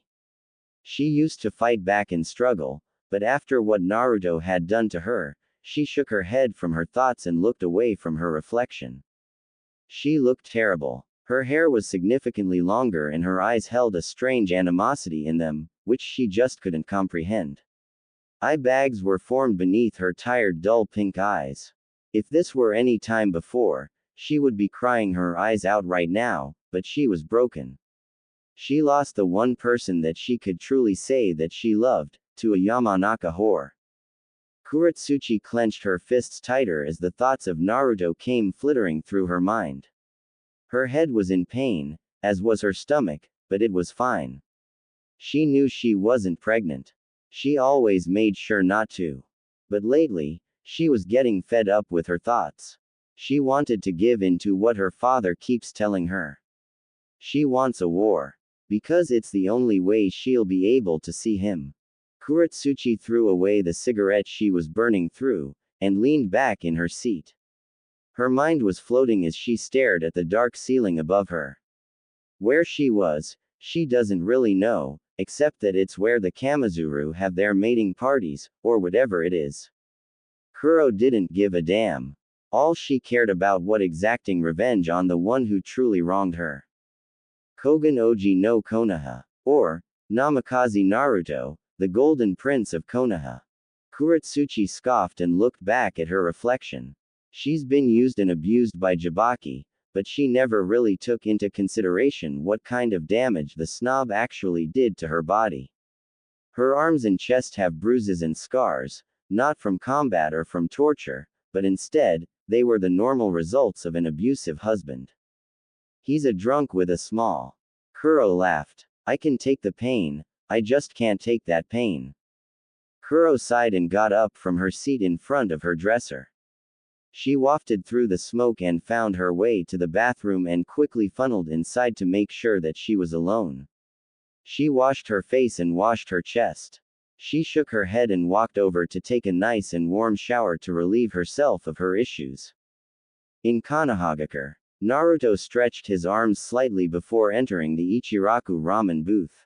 After being greeted by Tyuki and Ayame, he sat down at one of the high stools and ordered 6 miso ramen bowls. Within moments, the first 3 were dropped in front of the prince, and the boy dug in with so much speed that it somewhat scared some of the newcomers to the restaurant. Once Naruto finished his meal, he slapped down enough to pay for his food and their rent for the next month. Once Tyuki realized this, He freaked out and told Naruto that there was no need for that, but the Golden Prince reassured that it was like a present for being such good chefs. He flashed the two business owners a small smile and headed out onto the strip. He placed his hands into his pockets. A slightly bummed expression was spread on his face as he looked around at the people of the strip. Once they saw the golden-haired, whisker-faced prince, they dropped down and bowed as deep as they could. Women quivered, men trembled, and children were awe-stricken. The Namikaze Senju paid no attention to it and sighed. It wasn't that he didn't like the attention, it's just that all of the glances of endearment, the praise, it got old after a while, and it only served to show who the most trustworthy of your friends are. Naruto flashed a small grin and walked off to nowhere in particular and looked away with his eyes shut. It was too early to be thinking about all of those depressing things. Maybe some training is in schedule for me, what do you say, Kurama? Naruto asked. I would like some training, Kurama replied with a smirk. We still need to work on that damn Biju cloak of ours. Yes, sir. Naruto flashed away from the street and reappeared in the middle of his old training ground. Training Ground 7. The memories of when he was still just a young prince in training flowed into his mind as the breeze flew in, blowing through his unkempt hair and loose kimono sleeves. After relishing in the breeze, he took a deep breath and pulled the reins on his nerves and had a new face filled with determination and resolve. He hunched over with his hands on his knees as he called upon the synchronized chakra of his Biju. The effects were beautiful. His body burst into yellow flames as black seals grew on his skin and spread from the seal on his abs and up to his chest. The seals spread from there, down his arms and stopped at the back of his hands. A haori made from chakra spread off of his body and the seals continued to spread. He was bathed in the greatest golden light anyone has ever seen. Seems fitting since he is the Golden Prince. He smirked to himself and looked around the battlefield and 20 clones formed. Each clone glared at each other and the original. With a quick flare of chakra, the 21 Narutos vanished in a blast of golden light. In Iwagakure, Kurotsuchi narrowed her eyes at her opponents. There were two of them. One was a giant with the same pinkish eyes as she did and the other was much shorter with the same black eyes of her father. The black-haired lava princess stretched and popped her back before continuing the stare down. Her two brothers only received 1 Kekkei Genkei, while she herself received 4. Her giant opponent was her elder brother, the Steam Prince. He was wearing his battle armor with red metal plates forged together, but still gave him mobility. On his back was the furnace he would channel chakra into to force steam from the open ends. He wore a giant hat over his head with the Iwa Hittite metal plate added to his hat. He stood with it and kept his right hand in his open chest kimono. The smaller opponent was a redhead with a kimono on. He wore the standard wear of an Iwa Junin, so the young boy wasn't so special in the style department. His red hair was held back in a ponytail tied together by a black strap of cloth. Covering his forehead and most of his face was a large helmet like Hittite. He stood with a more reserved and scared defensive stance, unlike his elder brother. Well then, Rushi. Han. Kuro smirked. Come. The two Jinchuriki charged forward with the chakra of their Biju shooting off in waves. Kurotsuchi was in perfect sync with her Biju and 8 wolf tails shot from her back and smacked the two Jinchuriki away from her, causing both of them to crash through trees and get forced through the ground. She looked at her two siblings with an apathetic look. While she herself was degrading into darkness, her Biju was trying her hardest to calm her container down. Kuro, though, paid no heed to the Biju within her. Her eyes were no longer a dull color, but instead, they were exploding with hatred and fire. Her fists began to glow as her body temperature and chakra began to heat up to levels unknown before. Lava soon formed her bones, and then her muscles, and it spread out to form her skin. Her vivid eyes widened out into 2 bright lights on her face as the lava armor continued to take over her body. She growled at her youngest brother since he was the one who stole the technique from her in the first place. She charged forward with a burst of speed and formed a blade of lava that extended from her palm. Just as she closed the distance between herself and her brothers, she held the blade steady, just millimeters from his skin. Han got up and charged her with his special taijutsu with steam building up in the fists and feet.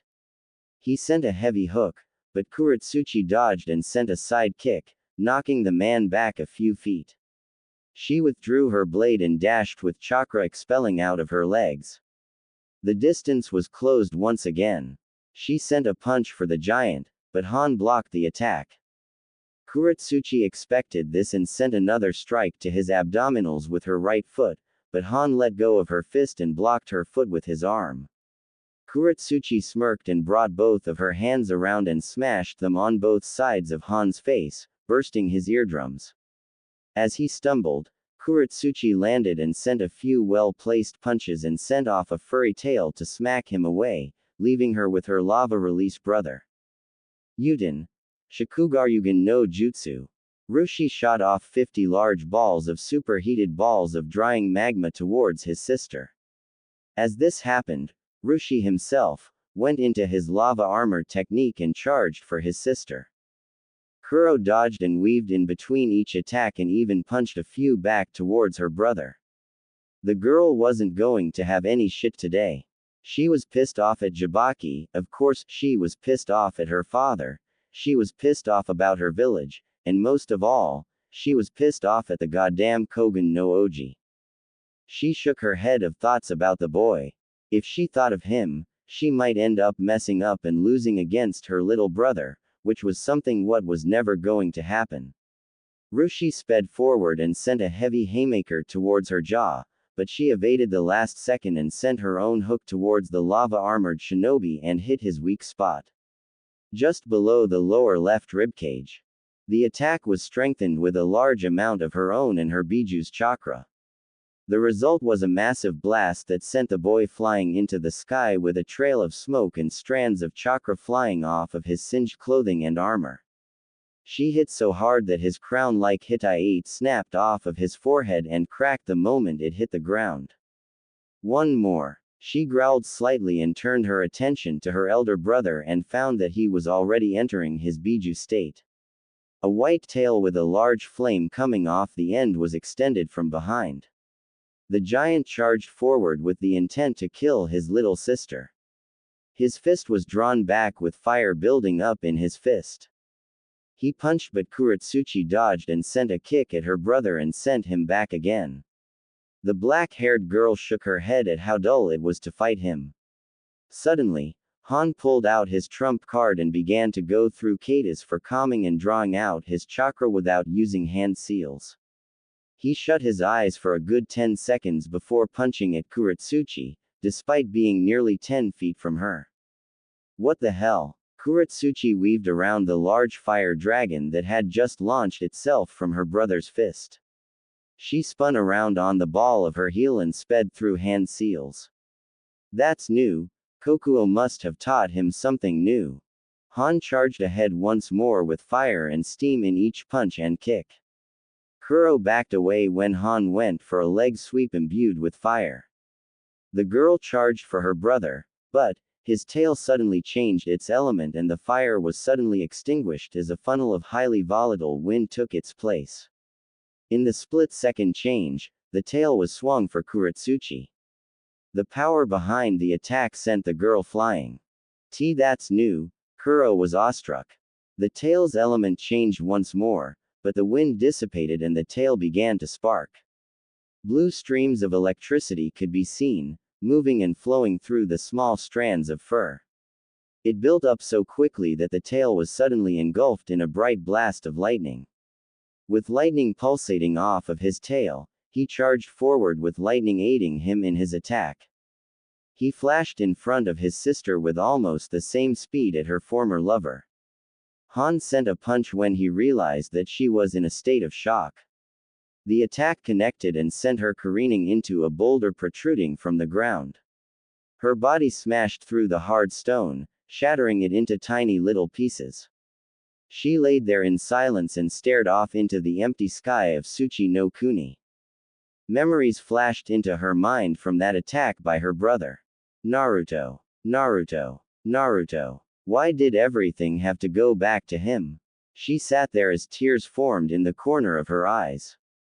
She laid there in the little pieces of rubble that formed from the collision. Her back was numb and her head was light. Her eyes trailed through her memories, and each time she thought of him, those old feelings of guilt washed over her once more. She's betrayed him time and time again. Kuro-chan, are you okay? Han asked with a worried tone. Rushi was there as well with the same worried look. Kuro snapped from her reverie and smiled softly at her siblings. The two reached down and helped her up to her feet. She wrapped her arm around both of their backs as they led her from the training ground. God, I'm so happy I have such caring brothers. I wonder what would happen if I told them about Jabaki and what he really does. July 10th, Tuesday, midday. Han. As my top strategist and my eldest son, I am curious if you have a plan on how to enter the Uchiha compound during the party. Kitsuchi said. The Tsuchikage sat down on his knees on an elevated platform. Below the platform was a large map of Tsuchi no Kuni and Hai no Kuni with their troop placements and fortresses and outposts. There were 200 pieces that represented Iwa's troops and nearly 1,000 for Konoha. The thing about Iwa's troops was that nearly half of those pieces were in Hai no Kuni over the border of their nations. With a quick analysis, one would think that Konoha would have better border patrol to watch over their territories. On either side of the map were 3 people. Each person wore Junin vests of Iwa and wore body armor. The man to Kitsuchi's immediate right was named Kazushi Hora, first commander of Iwa's 1st Battle Division. To Kazushi's immediate left is his twin brother, Junichi Hora, 1st commander of Iwa's 2nd Infantry Division. To finish the right side of the meeting was Guro Yasuda, 1st commander of Iwa's Special Infantry Division. Opposite to Kazushi is Ganshiro Tanji of the Tanji clan and commander of Iwa's 1st Shinobi Battle Division. Next to Kazushi is Rei Tsuchida, the only female commander present. She is in command of Iwa's Special Explosive Division. Next to her is Kojiro Teramoto, commander of Iwa's 2nd Shinobi Battle Division. Up with the royal family, Kitsuchi sat on his high throne. Next to him on his right is Kurotsuchi dressed in her battle armor and traditional Iwa kimono underneath. On Kitsuchi's left is Rushi. He too was wearing his battle armor. Traditionally, Rushi wouldn't be allowed into the meetings, but since his elder brother was going to be in command of the operation, Rushi would be taking his place as left-hand man of the Tsuchikage. Indeed, I have a plan, father. Han replied. As you know, the 21st birthday of Uchiha Sasuke is coming up. The men and women present nodded their heads in understanding. Han walked onto the map spread out on the floor and pulled out a pointer and looked at the different pieces placed throughout the land of fire and the land of rock. As it stands, that is the only time that both the Senju and Uchiha are weak. Han said. With the information that my little sister was able to obtain from the Golden Prince himself, she was able to determine a way to get in. If you may. Thank you. Kuro stood up and took the point and brought up a map of the Uchiha compound. Currently, we have 300 spies and sleeper agents in or in the vicinity of Konoha and her walls. The intended target of this assault is the destruction of the Uchiha and Senju clan. There was a collection of gasps. Rei and Kazushi were surprised at the princess's audacity, while the others merely shook off the surprise and smiled slightly at the girl of true Iwa descent. My brother and I will be leading the mission. It is non-negotiable, Kuro said just before her father could protest. It will be a long mission, lasting for a few weeks. Our plan that we devised together is that we will go into the village under the guise of party caterers. What? Ganshiro asked in surprise. Caterers. People who bring in cakes and food. What do you think? Kuro asked. But the food will be poisoned, and the cakes and other party-type things that they might have planned will have weapons hidden in them for when we strike. There was a silence that took the meeting. Kitsuchi looked at her and signaled her to continue. The poison will be slow acting, first attacking their nerves, and it will cause them to become delirious and spastic. Once everyone is affected, that is when our sleeper agents and spies will break from their disguise and start cutting down the Uchiha. Han and I will handle the head family of the Uchiha. Kuro said. Not only will we be getting help from the agents that we already have in the village and all over Hai no Kuni, but there are also factions within Konoha that want the Senju gone from power. Can we trust these factions? Junichi asked. I do not know. I don't even know who they are, but they promised aid and they were even willing to send some people to help us sell our cover.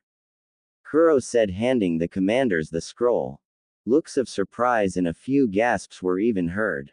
Surprised looks were on many of the commanders' faces. Even Kitsuchi was surprised when he looked at the scroll in his hands. He looked at his daughter with a nervous look and then to his son for a sign of agreement with his little sister. Han merely nodded at his father and motioned for Kuro to continue. Anyway, back to the plan. Kurotsuchi walked back to the map of the Uchiha compound. For this operation, we will need false documentation, false identification, false everything. We will need to sell the cover to the Uchiha or Senju when they come to us for catering. What is the cover for your party catering company? Ray asked. Miki Muranaka Catering Company. Family owned for the last 83 years. Kurotsuchi said. Han's cover will be Heizo Muranaka, the current owner of the business and elder brother of Satomi Muranaka, co-owner of the company. How will we strike? Guro asked. The signal for the attack will be when the shamisen begins to play. Kuro said. Once the song begins, our spies and agents in disguise will burst from the shadows and slaughter as many Uchiha and Senju as we can and as fast as we can. We will need to be fast because once the attack begins, the Hyuga police will be on the scene within an hour. All escape routes have been planned out. Han said, taking over for his younger sister. The attack force will split into 5 different groups. He took his pointer and pointed to the different exits and entrances and rooftops to escape from. One was straight through the highest window of the highest tower in the compound. In the situation that any of us falls behind, we will die before we are taken prisoner. Han said with little emotion or remorse. The casualty rate that is projected for this operation is, at a minimum, 80% casualty rate. There was another collection of gasps, but the others reined their emotions and continued to listen intently to the prince's plan. The operation will begin tomorrow, and the false documents are to be expected to finish by tomorrow as well. Kuro said. We contacted our sleepers and spies and filled them in on the operation. The commanders of each cell in Hai no Kuni agreed with the operation specifics. They are getting false identities for us as we speak. Kitsuchi nodded his head and looked at his war council and looked at his 2 eldest children and scratched his chin before nodding in agreement. Rushi pulled out the official mission scroll and stamped it with the royal seal of the Yamauchi clan, before sending it off to the documentation department of Aiwa. Head to Hai no Kuni immediately, you two. Kitsuchi said. In Konoha, 7 p.m. Okay. So here's the game. Naruto listened intently to his 2 favorite comrades. Kotetsu and Izumo. You drink till you drop. Whoever is left standing, wins. I'm game. Naruto smiled with a smirk. So am I. Kaide said with the same smirk. Oh really? Naruto asked with a raised eyebrow. Yes really. Kaide replied with a growl. We are the same age, so you can't say shit about me being too young. I never thought of it. Naruto sighed. Bring her in. 3, 2, 1, go. Naruto, Kotetsu and Izumo quickly dived for their sake heavy liquor, while Kaide was drinking hers at a quick pace. She savored the flavor and the slight burn that the alcohol gave her. She looked over to her twin brother and shook her head as he downed his 8th bottle of sake. Kotetsu and Izumo were awestruck at Naruto's drinking ability and immediately called over the rest of Naruto's teammates. At the start of the operation to fight back and stagnate Aiwa's advances through Kawa no Kuni and Taki no Kuni, Naruto requested a unit of highly specialized shinobi to be a part of his special unit of shinobi known as the Golden Knights or the Kogen no Kishi. They wore the standard Junin vests of Konoha underneath of gold infused with steel. The members were Namikaze Naruto, Namikaze Kaide, Uchiha Sasuke, Uchiha Itachi, Hitaki Kakashi, Shiranui Genma, Namiyashi Rado, Yamashiro Aoba, Maida Gai, Hagane Katetsu, and Kamizuki Izumo. Each member by default was taught the Hiraishin to aid Naruto in his battles and to also keep up with the Namikaze, but they weren't as perfect with it as Kaide and Naruto were. They acted like Anbu, protected like Anbu, even wore masks at times, like Anbu, but they fought like vicious animals. Each of their specific skills are powerful and accentuated each other like a well-oiled machine created for the specific job description of destroying their enemies. They were virtually unstoppable, at least, that was until Kurotsuchi came along with the Black Cloaks, or the Kuroi Manto.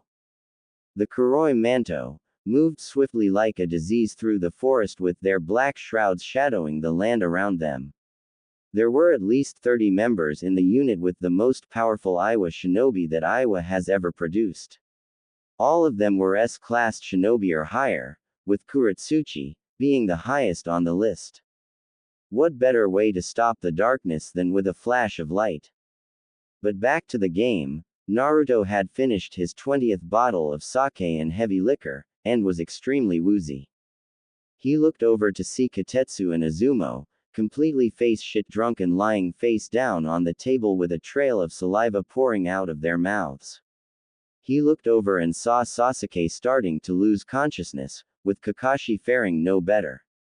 But what really irked the elder Namikaze was that his sister was sitting there with her 30th bottle of sake, sipping away like some high-class civilian. Need something, brother? Kaide asked as she put down her bottle and picked up another bottle of sake. She popped the cork and began to take small sips and slowly upgrade to larger and large gulps. What Naruto didn't know was that the yin half of Kurama's chakra was slowly upgrading Kaide's chakra reserves.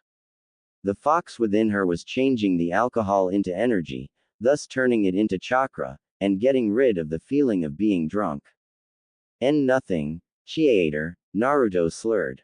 He picked up another bottle and pulled the cork out with his teeth and spit the cork out towards a buzzed Kakashi, knocking the man over and off of his stool, causing him to smash face down onto the floor beneath them, and nearly flip the entire table over on its side because of his flying legs. The moment Kakashi fell drunk, Sasuke soon followed right afterwards and fell backwards with his eyes rolled to the back of his head. I think you're about to lose Nisan. Kaide giggled. And no, Naruto suddenly stopped talking and fell face down onto the table and knocked down his empty bottles, causing them to fall with a domino-like effect in its collapse. Some bottles were knocked off and fell to the floor and shattered into little shards as Naruto slowly slid off the edge and fell to the floor to join his shit-faced teammates. July 21st, Friday, midday. Shit. Makoto cursed. What's wrong? Fugaku asked. The Akamichi caterers won't be able to cater the party. Makoto sighed. They have been hired for a daimyo of a nearby nation, we have no one to cater for the party. Wait. Makoto-san. Yamanaka Inoichi called out from their garden. I think I might know a catering service that can help you. Oh really? Naruto said from behind Makoto. Next to him was Sasuke, Kaide, Mito and Arashi. Who? Miki Muranaka Catering Company. Inoichi said. Ino received a job from them, since she resigned from shinobi life. Oh. That business that she found not too long ago that was looking for employees.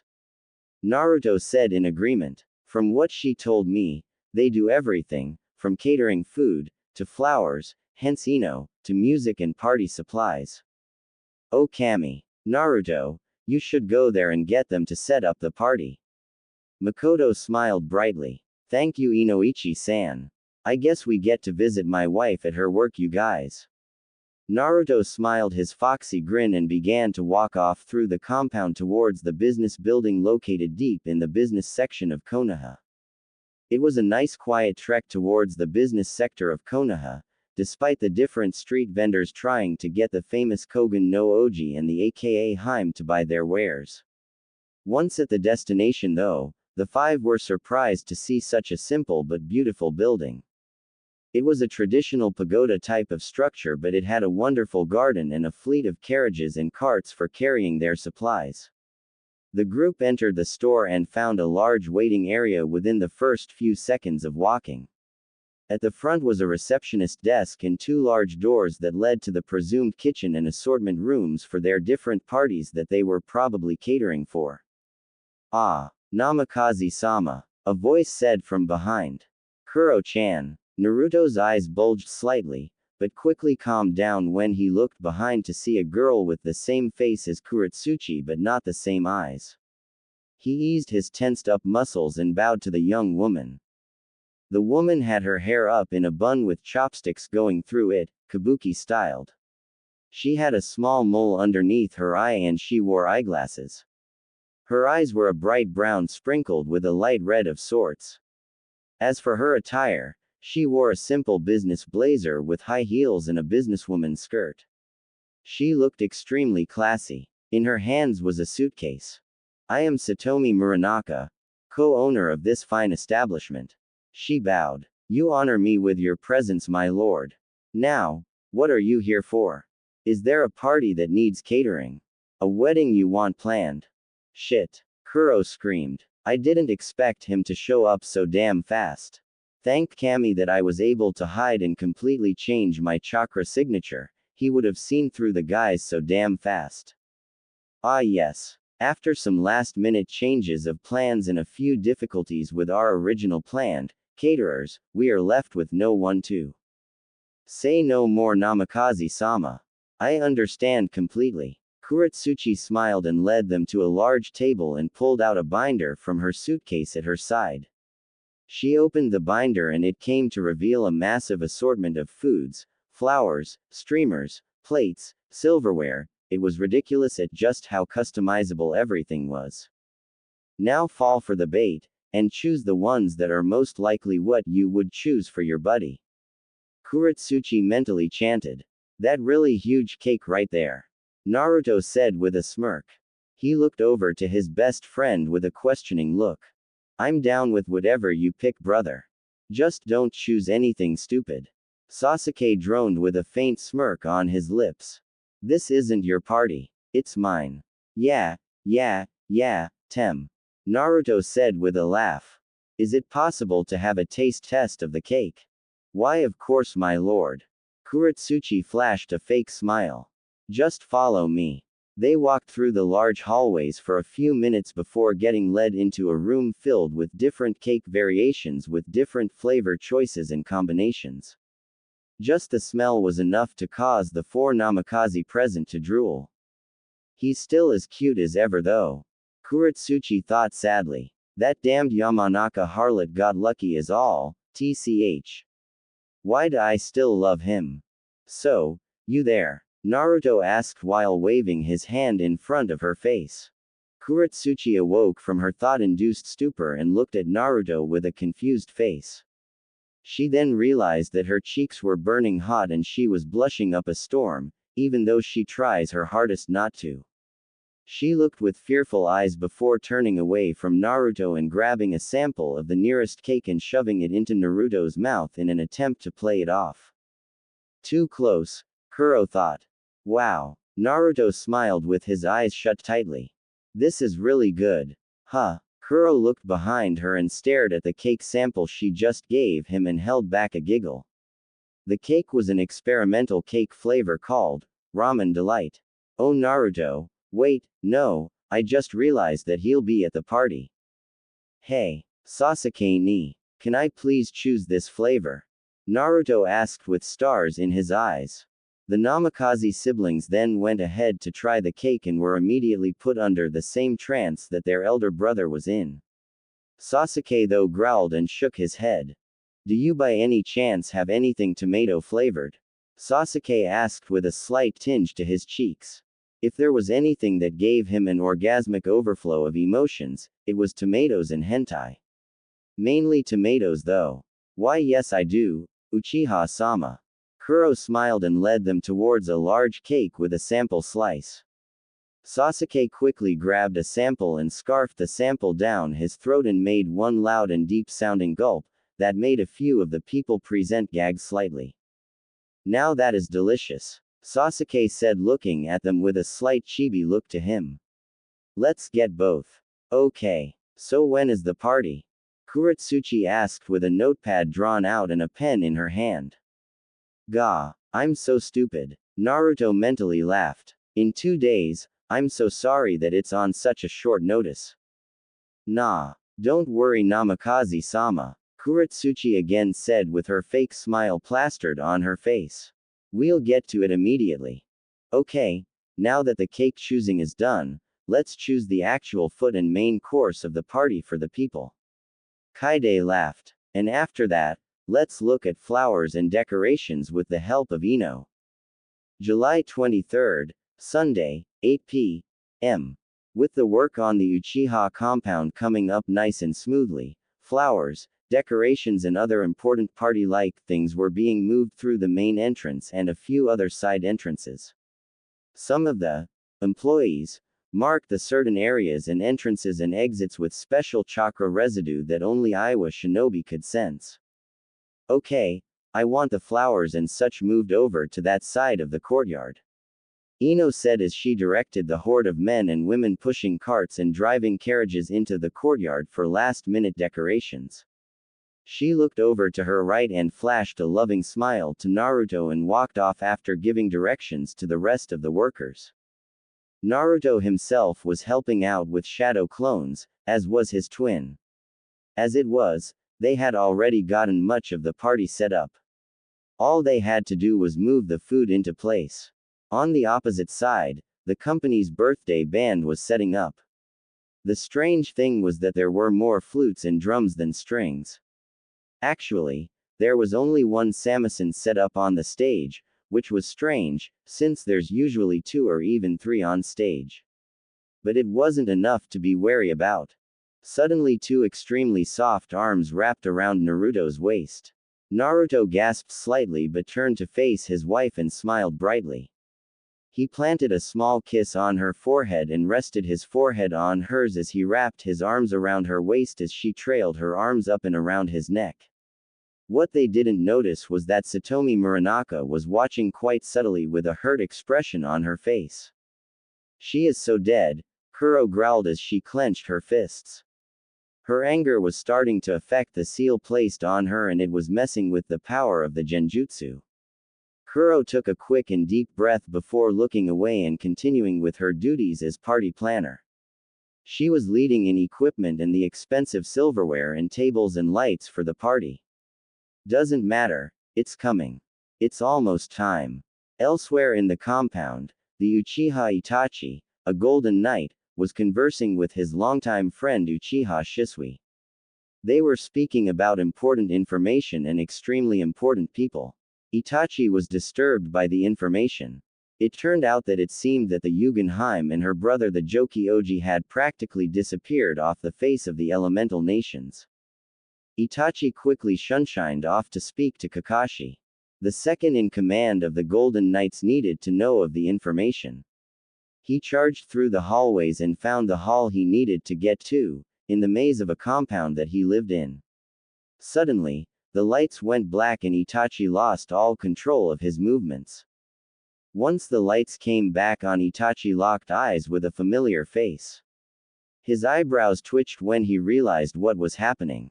So, that's what all of this is? Itachi asked rhetorically, right before everything went black for the Uchiha prodigy child. Midnight. The festivities went according to plan. The entire Uchiha clan was present and the Senju clan was present. At one end of the courtyard sat the royal family sitting side by side with the Uchiha head family. Minato, the current Hokage, sat with Kushina at his side with Mito and Arashi sitting next to her. On Minato's left sat Naruto and next to Naruto sat Ino, since Kaide was dancing with Sasuke in the center of the courtyard. Sasuke was having the time of his life, but something was bothering him. Where the hell was his brother? Sasuke felt a small pang of hurt to his heart when his brother didn't show up for the opening of the party, but the Uchiha just sighed and probably thought that Itachi was just going to surprise him again. But at least he was Kaide. The Uchiha could honestly say that he was in love with the Namikaze Senju girl. Her red hair entranced the boy like a sea of roses that flowed in the wind with a calm breeze blowing through the loose petals. The smell of Kaide's hair made the black-haired Uchiha weak in the brain and calmed his senses. He really can say that he loves her. Once the song ended, everyone stood and began to clap for the couple in the center of the dance floor. Everyone thought that the music was over and that it was time for presents and final speeches, but the samisen player stood up and walked off the stage and began to play a melodramatic tune. The guests had confused looks on their faces. Out of the corner of Naruto's eyes he noticed some of the caterers and employees that they hired tense up. He looked down at his drink and took another sip. Once he looked up, the samisen player was already up to the head family table playing a soft tune, entrancing the Uchiha matriarch, Makoto. It was just then that Naruto realized what was happening. No! The boy screamed, but it was too late. The samisen player flashed a quick half-ram hand seal and the samisen popped into a katana. The fake musician swung the katana and beheaded Makoto in one fell swoop. All around the courtyard, the employees and workers popped into smoke and charged for the buzzed or drunk clansmen of the Uchiha and Senju. Knives, swords and daggers were drawn as the assassins dug their weapons into the off-guard members of the clans. Uchiha were slaughtered left and right as blood was spattered across the party room.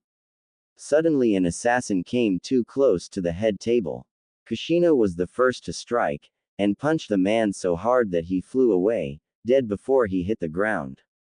The mother of four straightened up, but suddenly felt lightheaded. Her nerves began to feel strange. She looked to see her children scared for their lives as a group of assassins surrounded her kids. She was too far, but good thing her husband was there. Minato flashed in front of the attackers and stabbed each and every one of them with quick repetition. But even the great yellow flash of Konoha was affected by this strange ailment. He fell over and collapsed onto the floor.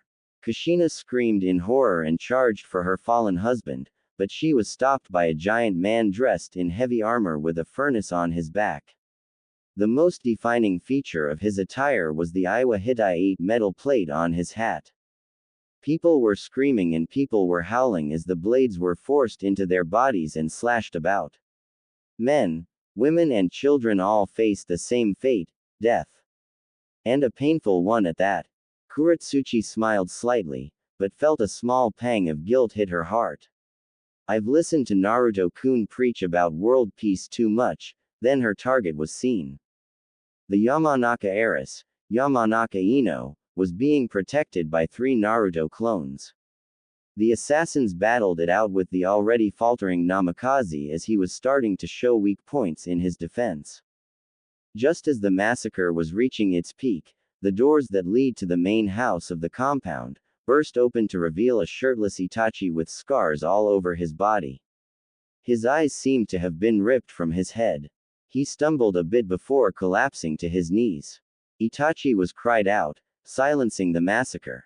Itachi! Sasuke wailed. So far, the youngest Uchiha was barely able to process what was happening.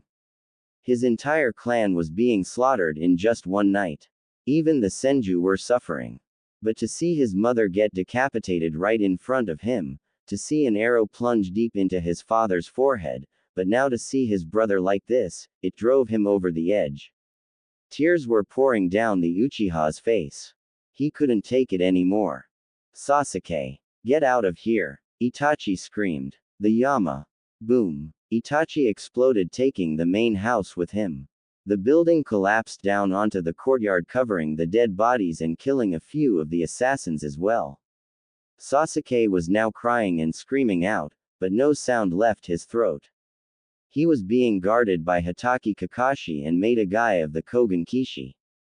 Naruto dodged a quick slash from an enemy shinobi and dug a kunai into the man's chest, cutting out his heart. But because of the slow-acting poison in his system, he wasn't able to react fast enough, and took a ninjutsu to the chest, barely missing his heart. Naruto couldn't even cry out in pain since the attack forced the air from his lungs. Naruto! Ino screamed. The golden-haired girl charged forward for her husband, but she didn't even make it halfway. A katana was stabbed through her left side and exited through her right. A thick trail of blood poured from her mouth as her eyes slowly trailed over to her assailant. Kei Kurotsuchi Yamauchi. Ino gasped as Kuro stabbed the blade further into Ino's body. Indeed, Yamanaka. Indeed. Kuro growled as she tore the blade from Ino's body. Already the assassins were exiting the area through the various exit points, but Kurotsuchi realized that she was missing someone. That someone happened to be her brother. The courtyard was drenched in blood and piled high with bodies. Enemy and ally, but there were 8 people still present. Kushina was willing herself to fight against Han, Minato was struggling to keep awake, Naruto was slowly bleeding out, Kaide was knocked out, and Sasuke was being protected along with Mito and Arashi. You're more beautiful than what the stories let on, Red Death, Han drawled. Despite having 4 kids, I wonder how your pussy feels. You're going to have to kill me first then. Kushina growled. Kushina cursed herself in her mouth. She was too weak to fight back. Han smirked and charged forward with chakra radiating off of his legs. No. Minato screamed. Ka-chan. Naruto screamed, but ended up coughing up blood. Splash. That goddamn idiot. Kurotsuchi cursed when she came to the scene. Han stood with Kushina impaled by his large Nodashi sword, emanating with steam release chakra. Kushina coughed and grunted out before Han unceremoniously wiped her off of his sword, like she was dirt. Kurotsuchi sucked up her anger and grabbed her brother's arm and began to pull him towards the main exit. Kuro-chan. Naruto groaned.